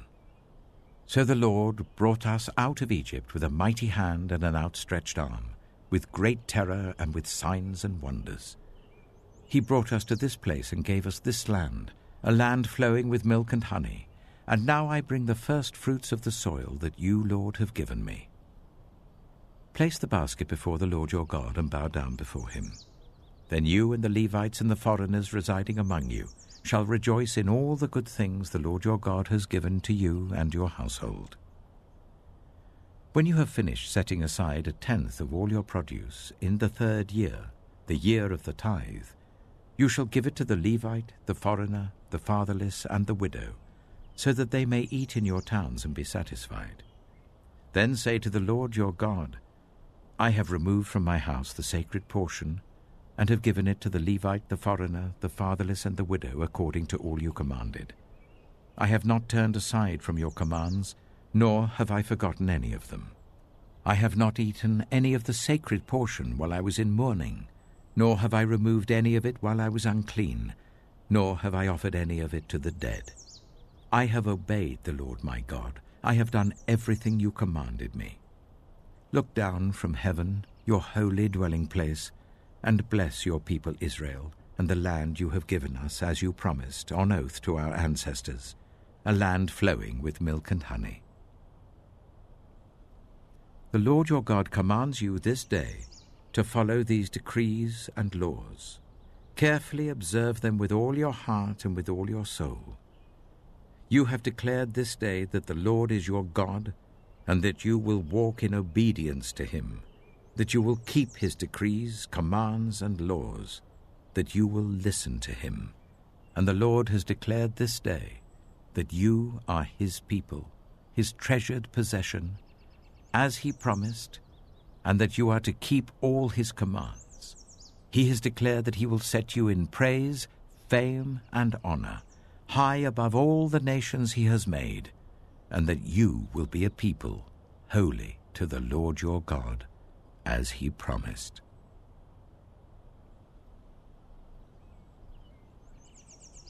Deuteronomy chapter 27. Moses and the elders of Israel commanded the people, "Keep all these commands that I give you today. When you have crossed the Jordan into the land of the Lord your God is giving you, set up some large stones and coat them with plaster. Write on them all the words of this law. When you have crossed over to enter the land the Lord your God is giving you, a land flowing with milk and honey, just as the Lord, the God of your ancestors, promised you. And when you have crossed the Jordan, set up these stones on Mount Ebal, as I command you today, and coat them with plaster. Build there an altar to the Lord your God, an altar of stones. Do not use any iron tool on them. Build the altar of the Lord your God with stones from the field, and offer burnt offerings on it to the Lord your God. Sacrifice fellowship offerings there, eating them and rejoicing in the presence of the Lord your God. And you shall write very clearly all the words of this law on these stones you have set up." Then Moses and the Levitical priests said to all Israel, "Be silent, Israel, and listen. You have now become the people of the Lord your God. Obey the Lord your God and follow his commands and decrees that I give you today." On the same day, Moses commanded the people, "When you have crossed the Jordan, these tribes shall stand on Mount Gerizim to bless the people: Simeon, Levi, Judah, Issachar, Joseph, and Benjamin. And these tribes shall stand on Mount Ebal to pronounce curses: Reuben, Gad, Asher, Zebulun, Dan, and Naphtali. The Levites shall recite to all the people of Israel in a loud voice, 'Cursed is anyone who makes an idol, a thing detestable to the Lord, the work of skilled hands, and sets it up in secret.' Then all the people shall say, 'Amen.' Cursed is anyone who dishonors their father and mother.' Then all the people shall say, 'Amen.' Cursed is anyone who moves their neighbor's boundary stone.' Then all the people shall say, 'Amen.' Cursed is anyone who leads the blind astray on the road.' Then all the people shall say, 'Amen.' Cursed is anyone who withholds justice from the foreigner, the fatherless, or the widow.' Then all the people shall say, 'Amen.' Cursed is anyone who sleeps with his father's wife, for he dishonors his father's bed.' Then all the people shall say, 'Amen.' Cursed is anyone who has sexual relations with any animal.' Then all the people shall say, 'Amen.' Cursed is anyone who sleeps with his sister, the daughter of his father or the daughter of his mother.' Then all the people shall say, 'Amen.' Cursed is anyone who sleeps with his mother-in-law.' Then all the people shall say, 'Amen.' Cursed is anyone who kills their neighbor secretly.' Then all the people shall say, 'Amen.' Cursed is anyone who accepts a bribe to kill an innocent person.' Then all the people shall say, 'Amen.' Cursed is anyone who does not uphold the words of this law by carrying them out. Then all the people shall say, Amen.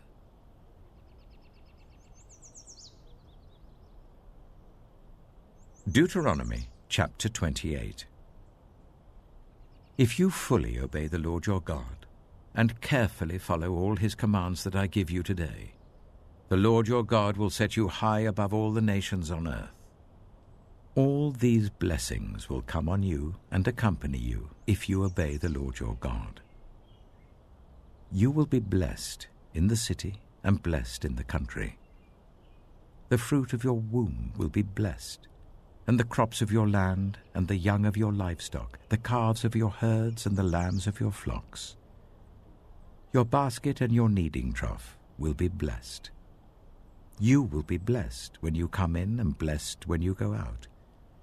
The Lord will grant that the enemies who rise up against you will be defeated before you. They will come at you from one direction, but flee from you in 7. The Lord will send a blessing on your barns and on everything you put your hand to. The Lord your God will bless you in the land he is giving you. The Lord will establish you as his holy people, as he promised you on oath, if you keep the commands of the Lord your God and walk in obedience to him. Then all the peoples on earth will see that you are called by the name of the Lord, and they will fear you. The Lord will grant you abundant prosperity in the fruit of your womb, the young of your livestock, and the crops of your ground, in the land he swore to your ancestors to give you. The Lord will open the heavens, the storehouse of his bounty, to send rain on your land in season and to bless all the work of your hands. You will lend to many nations, but will borrow from none.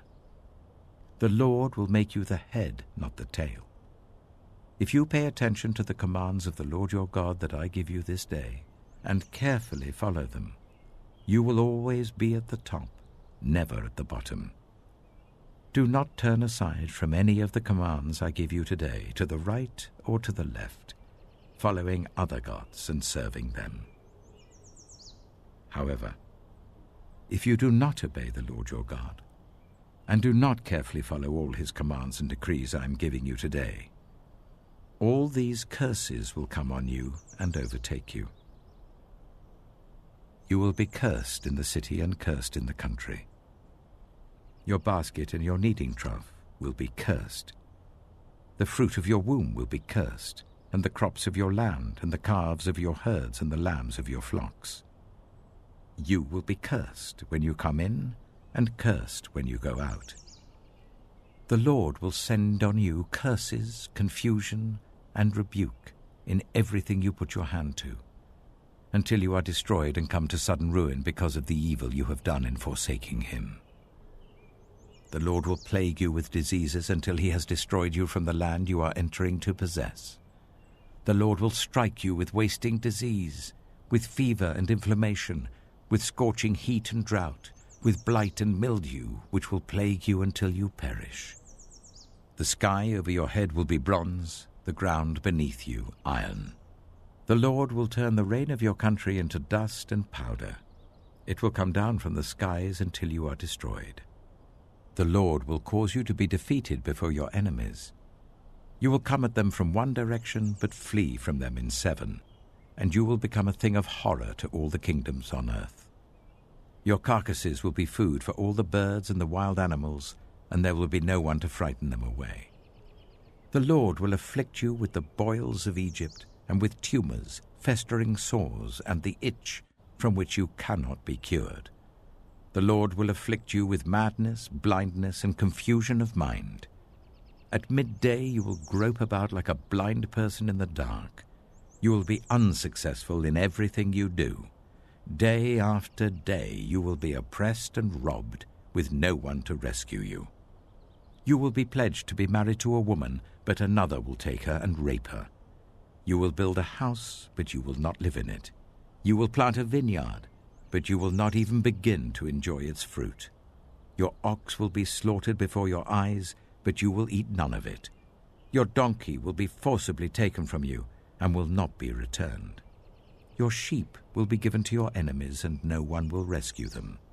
Your sons and daughters will be given to another nation, and you will wear out your eyes watching for them day after day, powerless to lift a hand. A people that you do not know will eat what your land and labor produce, and you will have nothing but cruel oppression all your days. The sights you see will drive you mad. The Lord will afflict your knees and legs with painful boils that cannot be cured, spreading from the soles of your feet to the top of your head. The Lord will drive you and the king you set over you to a nation unknown to you or your ancestors. There you will worship other gods, gods of wood and stone. You will become a thing of horror, a byword, and an object of ridicule among the peoples where the Lord will drive you. You will sow much seed in the field, but you will harvest little, because locusts will devour it. You will plant vineyards and cultivate them, but you will not drink the wine or gather the grapes, because worms will eat them. You will have olive trees throughout your country, but you will not use the oil, because the olives will drop off. You will have sons and daughters, but you will not keep them, because they will go into captivity. Swarms of locusts will take over all your trees and the crops of your land. The foreigners who reside among you will rise above you higher and higher, but you will sink lower and lower. They will lend to you, but you will not lend to them. They will be the head, but you will be the tail. All these curses will come on you. They will pursue you and overtake you until you are destroyed, because you did not obey the Lord your God and observe the commands and decrees he gave you. They will be a sign and a wonder to you and your descendants forever. Because you did not serve the Lord your God joyfully and gladly in the time of prosperity, therefore in hunger and thirst, in nakedness and dire poverty, you will serve the enemy the Lord sends against you. He will put an iron yoke on your neck until he has destroyed you. The Lord will bring a nation against you from far away, from the ends of the earth, like an eagle swooping down, a nation whose language you will not understand, a fierce-looking nation without respect for the old or pity for the young. They will devour the young of your livestock and the crops of your land until you are destroyed. They will leave you no corn, new wine, or olive oil, nor any calves of your herds or lambs of your flocks, until you are ruined. They will lay siege to all the cities throughout your land, until the high fortified walls in which you trust fall down. They will besiege all the cities throughout the land the Lord your God is giving you. Because of the suffering your enemy will inflict on you during the siege, you will eat the fruit of the womb, the flesh of the sons and daughters the Lord your God has given you. Even the most gentle and sensitive man among you will have no compassion on his own brother, or the wife he loves, or his surviving children, and he will not give to one of them any of the flesh of his children that he is eating. It will be all he has left, because of the suffering that your enemy will inflict on you during the siege of all your cities. The most gentle and sensitive woman among you, so sensitive and gentle that she would not venture to touch the ground with the sole of her foot, will begrudge the husband she loves and her own son or daughter the afterbirth from her womb and the children she bears. For in her dire need she intends to eat them secretly, because of the suffering your enemy will inflict on you during the siege of your cities. If you do not carefully follow all the words of this law which are written in this book, and do not revere this glorious and awesome name, the Lord your God, the Lord will send fearful plagues on you and your descendants, harsh and prolonged disasters, and severe and lingering illnesses. He will bring on you all the diseases of Egypt that you dreaded, and they will cling to you. The Lord will also bring on you every kind of sickness and disaster not recorded in this book of the law until you are destroyed. You, who were as numerous as the stars in the sky, will be left but few in number, because you did not obey the Lord your God. just as it pleased the Lord to make you prosper and increase in number, so it will please him to ruin and destroy you. You will be uprooted from the land you are entering to possess. Then the Lord will scatter you among all the nations, from one end of the earth to the other. There you will worship other gods, gods of wood and stone, which neither you nor your ancestors have known. Among those nations you will find no repose, no resting place for the sole of your foot. There the Lord will give you an anxious mind, eyes weary with longing, and a despairing heart. You will live in constant suspense, filled with dread both night and day, never sure of your life. In the morning you will say, "If only it were evening," and in the evening, "If only it were morning," because of the terror that will fill your hearts and the sights that your eyes will see. The Lord will send you back in ships to Egypt, on a journey I said you should never make again. There you will offer yourselves for sale to your enemies as male and female slaves, but no one will buy you.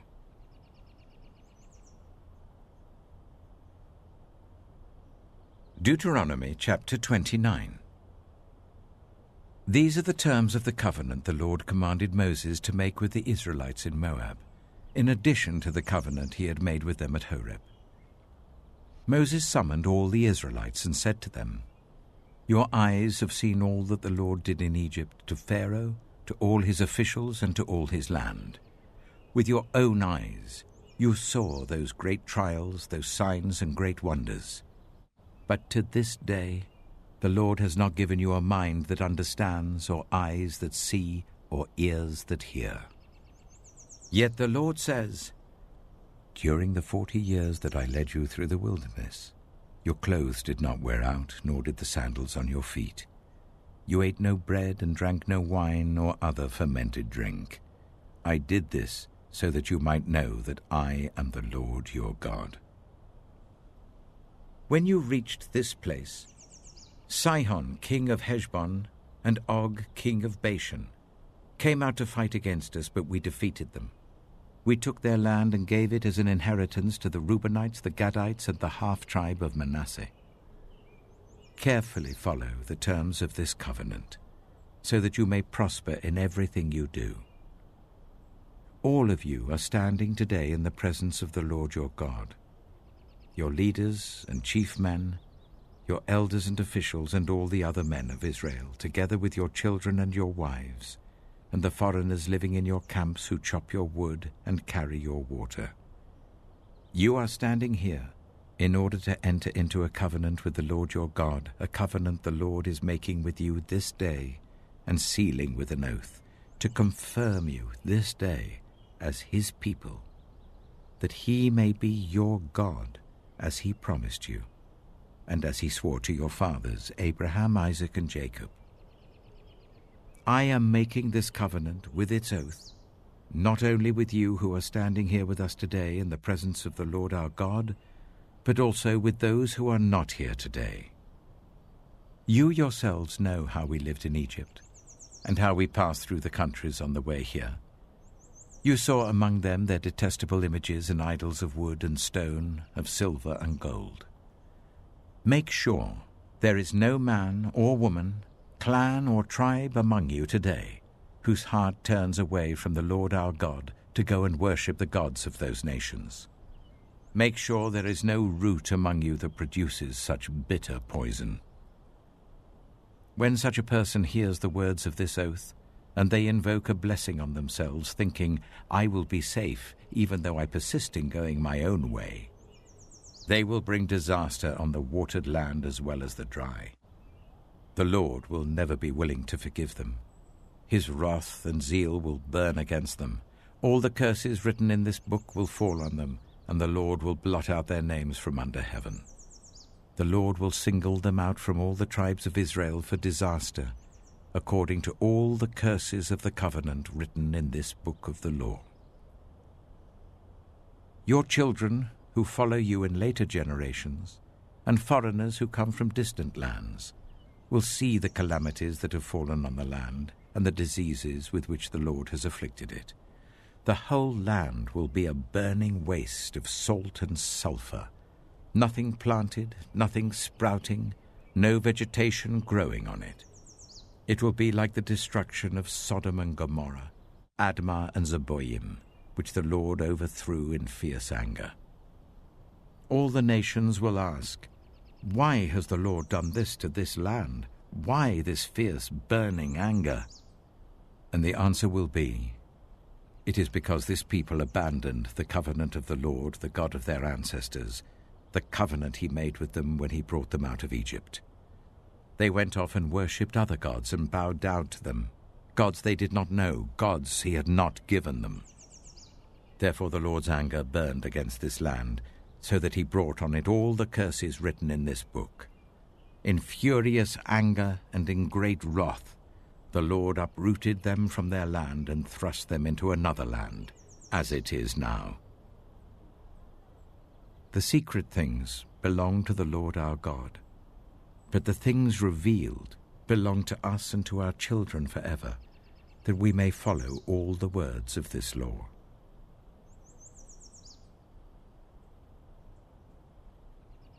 Deuteronomy chapter 30. When all these blessings and curses I have set before you come on you, and you take them to heart, wherever the Lord your God disperses you among the nations, and when you and your children return to the Lord your God, and obey him with all your heart and with all your soul, according to everything I command you today, then the Lord your God will restore your fortunes and have compassion on you, and gather you again from all the nations where he scattered you. Even if you have been banished to the most distant land under the heavens, from there the Lord your God will gather you and bring you back. He will bring you to the land that belonged to your ancestors, and you will take possession of it. He will make you more prosperous and numerous than your ancestors.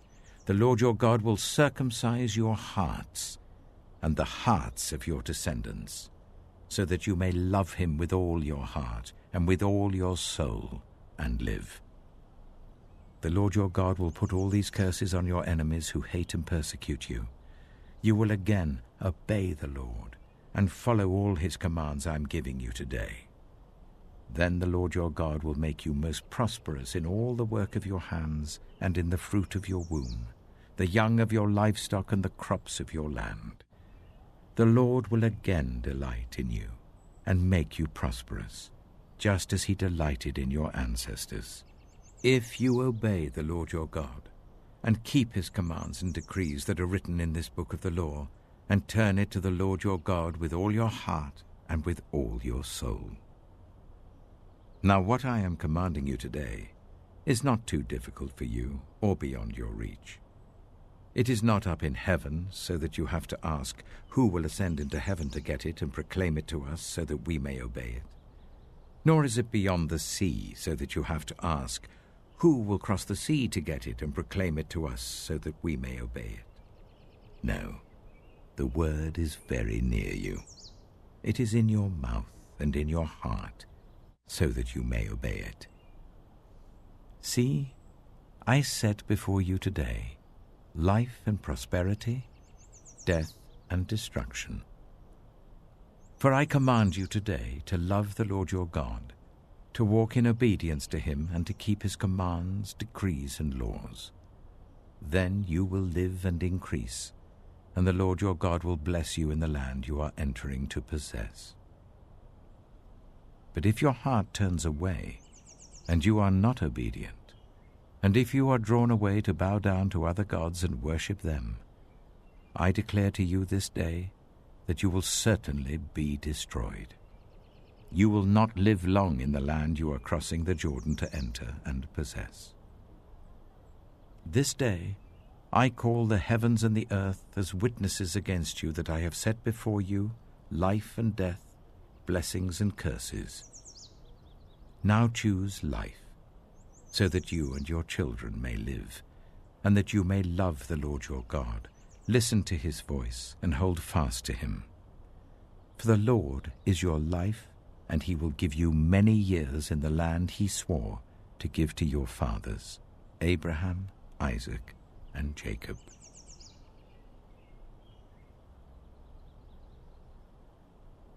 Deuteronomy chapter 31. Then Moses went out and spoke these words to all Israel. I am now 120 years old, and I am no longer able to lead you. The Lord has said to me, you shall not cross the Jordan. The Lord your God himself will cross over ahead of you. He will destroy these nations before you, and you will take possession of their land. Joshua also will cross over ahead of you, as the Lord said. And the Lord will do to them what he did to Sihon and Og, the kings of the Amorites, whom he destroyed along with their land. The Lord will deliver them to you, and you must do to them all that I have commanded you. Be strong and courageous. Do not be afraid or terrified because of them. For the Lord your God goes with you. He will never leave you nor forsake you. Then Moses summoned Joshua and said to him in the presence of all Israel, be strong and courageous, for you must go with this people into the land that the Lord swore to their ancestors to give them, and you must divide it among them as their inheritance. The Lord himself goes before you and will be with you. He will never leave you nor forsake you. Do not be afraid. Do not be discouraged. So Moses wrote down this law and gave it to the Levitical priests, who carried the ark of the covenant of the Lord, and to all the elders of Israel. Then Moses commanded them, at the end of every 7 years, in the year for cancelling debts, during the festival of tabernacles, when all Israel comes to appear before the Lord your God at the place he will choose, you shall read this law before them in their hearing. Assemble the people, men, women, and children, and the foreigners residing in your towns, so that they can listen and learn to fear the Lord your God, and follow carefully all the words of this law. Their children, who do not know this law, must hear it and learn to fear the Lord your God as long as you live in the land you are crossing the Jordan to possess. The Lord said to Moses, now the day of your death is near. Call Joshua and present yourselves at the tent of meeting, where I will commission him. So Moses and Joshua came and presented themselves at the tent of meeting. Then the Lord appeared at the tent in a pillar of cloud, and the cloud stood over the entrance to the tent. And the Lord said to Moses, you are going to rest with your ancestors, and these people will soon prostitute themselves to the foreign gods of the land they are entering. They will forsake me and break the covenant I made with them. And in that day I will become angry with them and forsake them. I will hide my face from them, and they will be destroyed. Many disasters and calamities will come on them, and in that day they will ask, have not these disasters come on us because our God is not with us? And I will certainly hide my face in that day, because of all their wickedness in turning to other gods. Now write down this song, and teach it to the Israelites, and make them sing it, so that it may be a witness for me against them. When I have brought them into the land flowing with milk and honey, the land I promised on oath to their ancestors, and when they eat their fill and thrive, they will turn to other gods and worship them, rejecting me and breaking my covenant. And when many disasters and calamities come on them, this song will testify against them, because it will not be forgotten by their descendants. I know what they are disposed to do even before I bring them into the land I promised them on oath. So Moses wrote down this song that day and taught it to the Israelites. The Lord gave this command to Joshua son of Nun. Be strong and courageous, for you will bring the Israelites into the land I promised them on oath, and I myself will be with you. After Moses finished writing in a book the words of this law from beginning to end, he gave this command to the Levites who carried the ark of the covenant of the Lord. Take this book of the law and place it beside the ark of the covenant of the Lord your God, There it will remain as a witness against you. For I know how rebellious and stiff-necked you are. If you have been rebellious against the Lord while I am still alive and with you, how much more will you rebel after I die? Assemble before me all the elders of your tribes and all your officials, so that I can speak these words in their hearing, and call the heavens and the earth to testify against them. For I know that after my death you are sure to become utterly corrupt, and to turn from the way I have commanded you. In days to come, disaster will fall on you because you will do evil in the sight of the Lord, and arouse his anger by what your hands have made. And Moses recited the words of this song from beginning to end in the hearing of the whole assembly of Israel.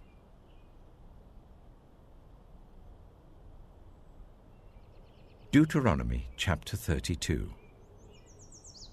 Listen, you heavens, and I will speak. Hear, you earth, the words of my mouth. Let my teaching fall like rain, and my words descend like dew, like showers on new grass, like abundant rain on tender plants. I will proclaim the name of the Lord. O praise the greatness of our God. He is the rock, his works are perfect, and all his ways are just.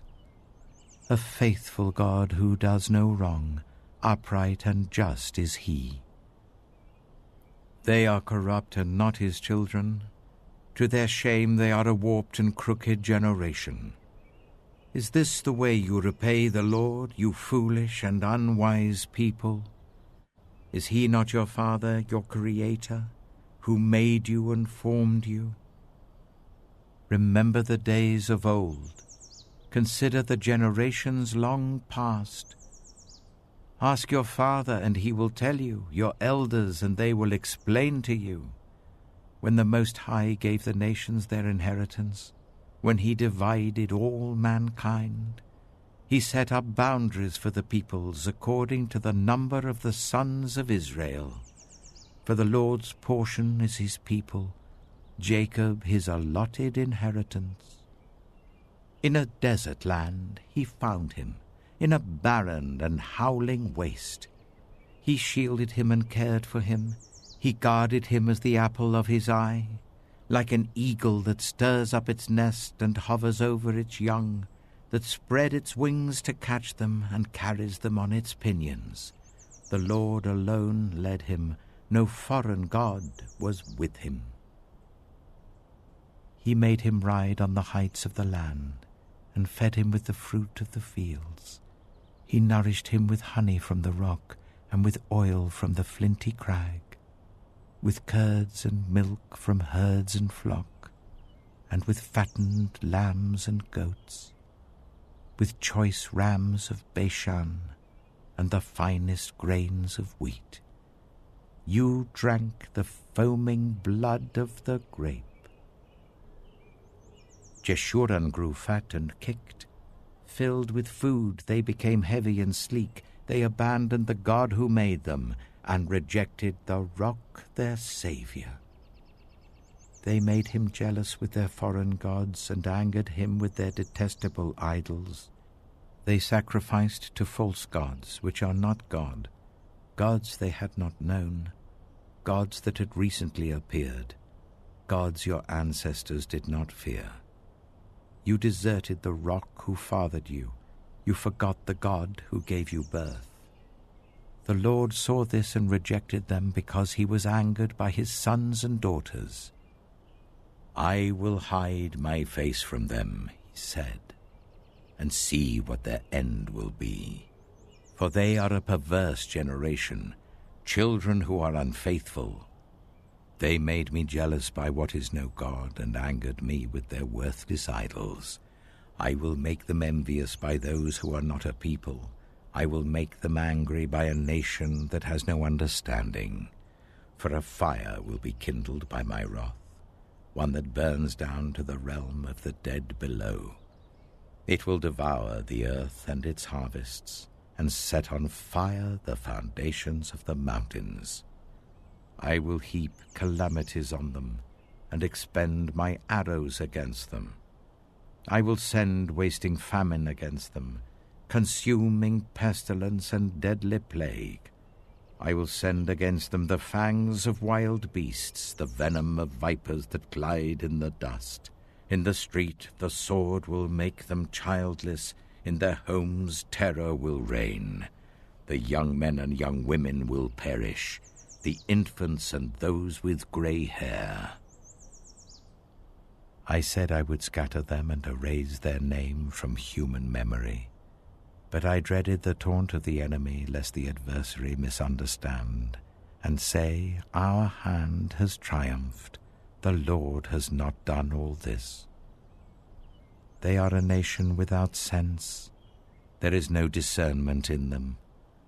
If only they were wise and would understand this and discern what their end will be. How could one man chase 1,000 or two put 10,000 to flight? Unless their rock had sold them, unless the Lord had given them up. For their rock is not like our rock, as even our enemies concede. Their vine comes from the vine of Sodom and from the fields of Gomorrah. Their grapes are filled with poison, and their clusters with bitterness. Their wine is the venom of serpents, the deadly poison of cobras. Have I not kept this in reserve, and sealed it in my vaults? It is mine to avenge. I will repay. In due time their foot will slip. Their day of disaster is near, and their doom rushes upon them. The Lord will vindicate his people and relent concerning his servants, when he sees their strength is gone and no one is left slave or free. He will say, "Now where are their gods, the rock they took refuge in, the gods who ate the fat of their sacrifices and drank the wine of their drink offerings? Let them rise up to help you. Let them give you shelter. See now that I myself am he. There is no God beside me. I put to death and I bring to life. I have wounded and I will heal, and no one can deliver out of my hand. I lift my hand to heaven and solemnly swear, as surely as I live forever, when I sharpen my flashing sword and my hand grasps it in judgment, I will take vengeance on my adversaries and repay those who hate me. I will make my arrows drunk with blood, while my sword devours flesh, the blood of the slain and the captives, the heads of the enemy leaders. Rejoice, you nations, with his people, for he will avenge the blood of his servants. He will take vengeance on his enemies and make atonement for his land and people. Moses came with Joshua, son of Nun, and spoke all the words of this song in the hearing of the people. When Moses had finished reciting all these words to all Israel, he said to them, "Take to heart all the words I have solemnly declared to you this day, so that you may command your children to obey carefully all the words of this law. They are not just idle words for you. They are your life. By them you will live long in the land you are crossing the Jordan to possess." On that same day, the Lord told Moses, "Go up into the Abarim range, to Mount Nebo in Moab, opposite Jericho, and view Canaan, the land I am giving the Israelites as their own possession. There, on the mountain that you have climbed, you will die and be gathered to your people, just as your brother Aaron died on Mount Hor and was gathered to his people. This is because both of you broke faith with me in the presence of the Israelites at the waters of Meribah Kadesh, in the desert of Zin, and because you did not uphold my holiness among the Israelites. Therefore, you will see the land only from a distance. You will not enter the land I am giving to the people of Israel.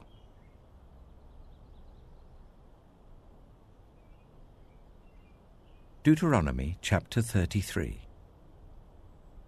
This is the blessing that Moses, the man of God, pronounced on the Israelites before his death.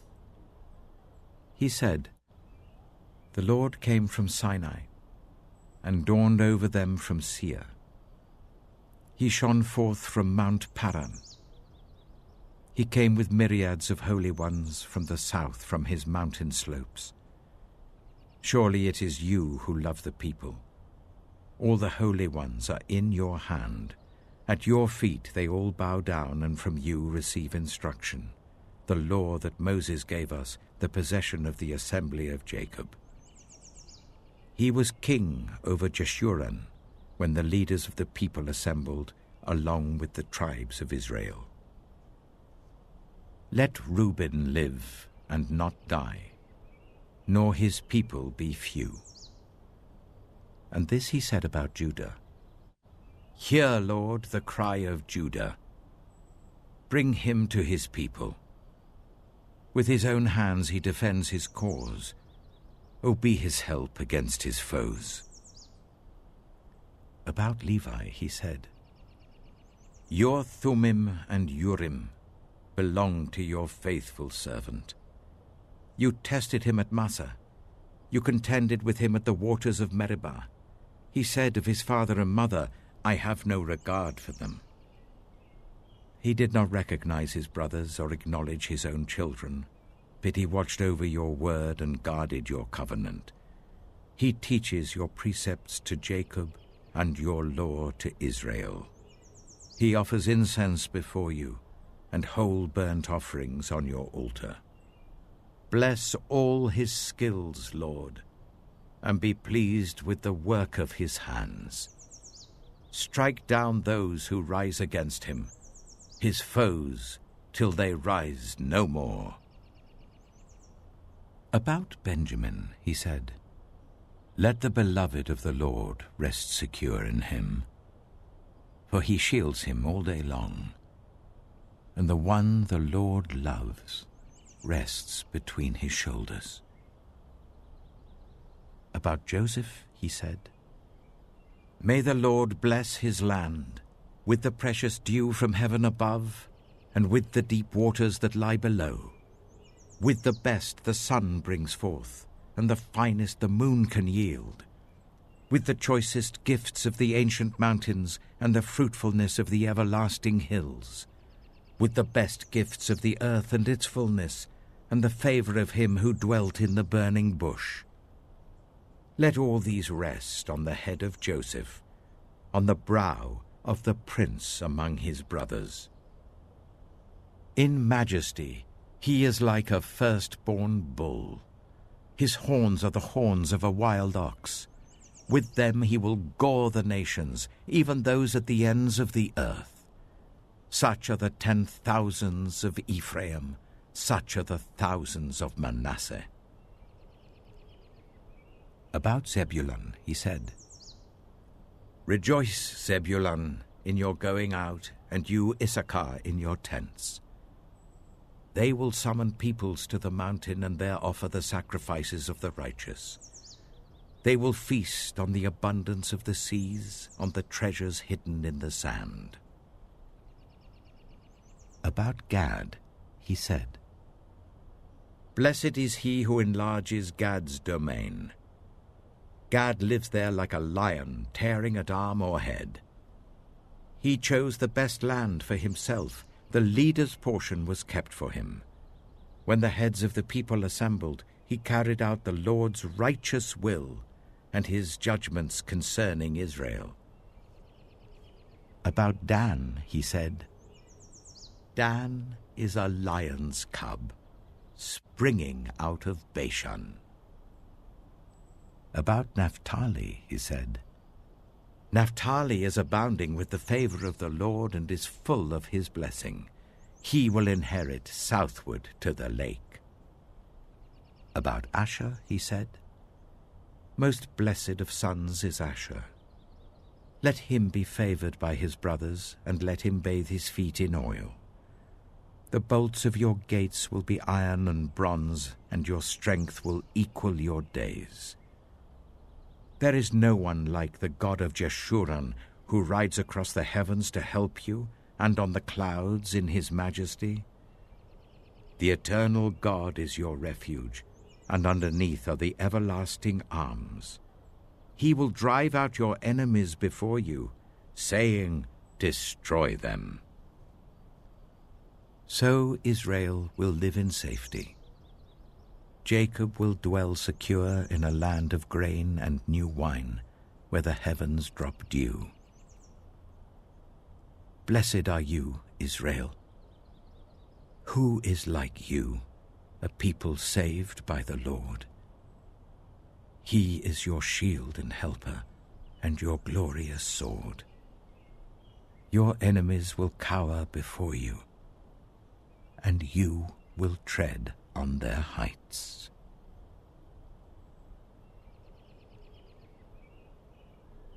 Deuteronomy chapter 34. Then Moses climbed Mount Nebo from the plains of Moab to the top of Pisgah opposite Jericho. There the Lord showed him the whole land, from Gilead to Dan, all of Naphtali, the territory of Ephraim and Manasseh, all the land of Judah as far as the Mediterranean Sea, the Negev, and the whole region from the valley of Jericho, the city of palms, as far as Zoar. Then the Lord said to him, "This is the land I promised on oath to Abraham, Isaac, and Jacob, when I said, I will give it to your descendants. I have let you see it with your eyes, but you will not cross over into it."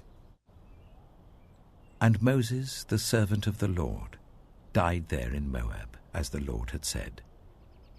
He buried him in Moab, in the valley opposite Beth Peor. But to this day, no one knows where his grave is. Moses was 120 years old when he died, yet his eyes were not weak nor his strength gone. The Israelites grieved for Moses in the plains of Moab 30 days, until the time of weeping and mourning was over. Now Joshua, son of Nun, was filled with the spirit of wisdom because Moses had laid his hands on him. So the Israelites listened to him and did what the Lord had commanded Moses. Since then, no prophet has risen in Israel like Moses, whom the Lord knew face to face, who did all those signs and wonders the Lord sent him to do in Egypt, to Pharaoh and to all his officials and to his whole land. For no one has ever shown the mighty power or performed the awesome deeds that Moses did in the sight of all Israel.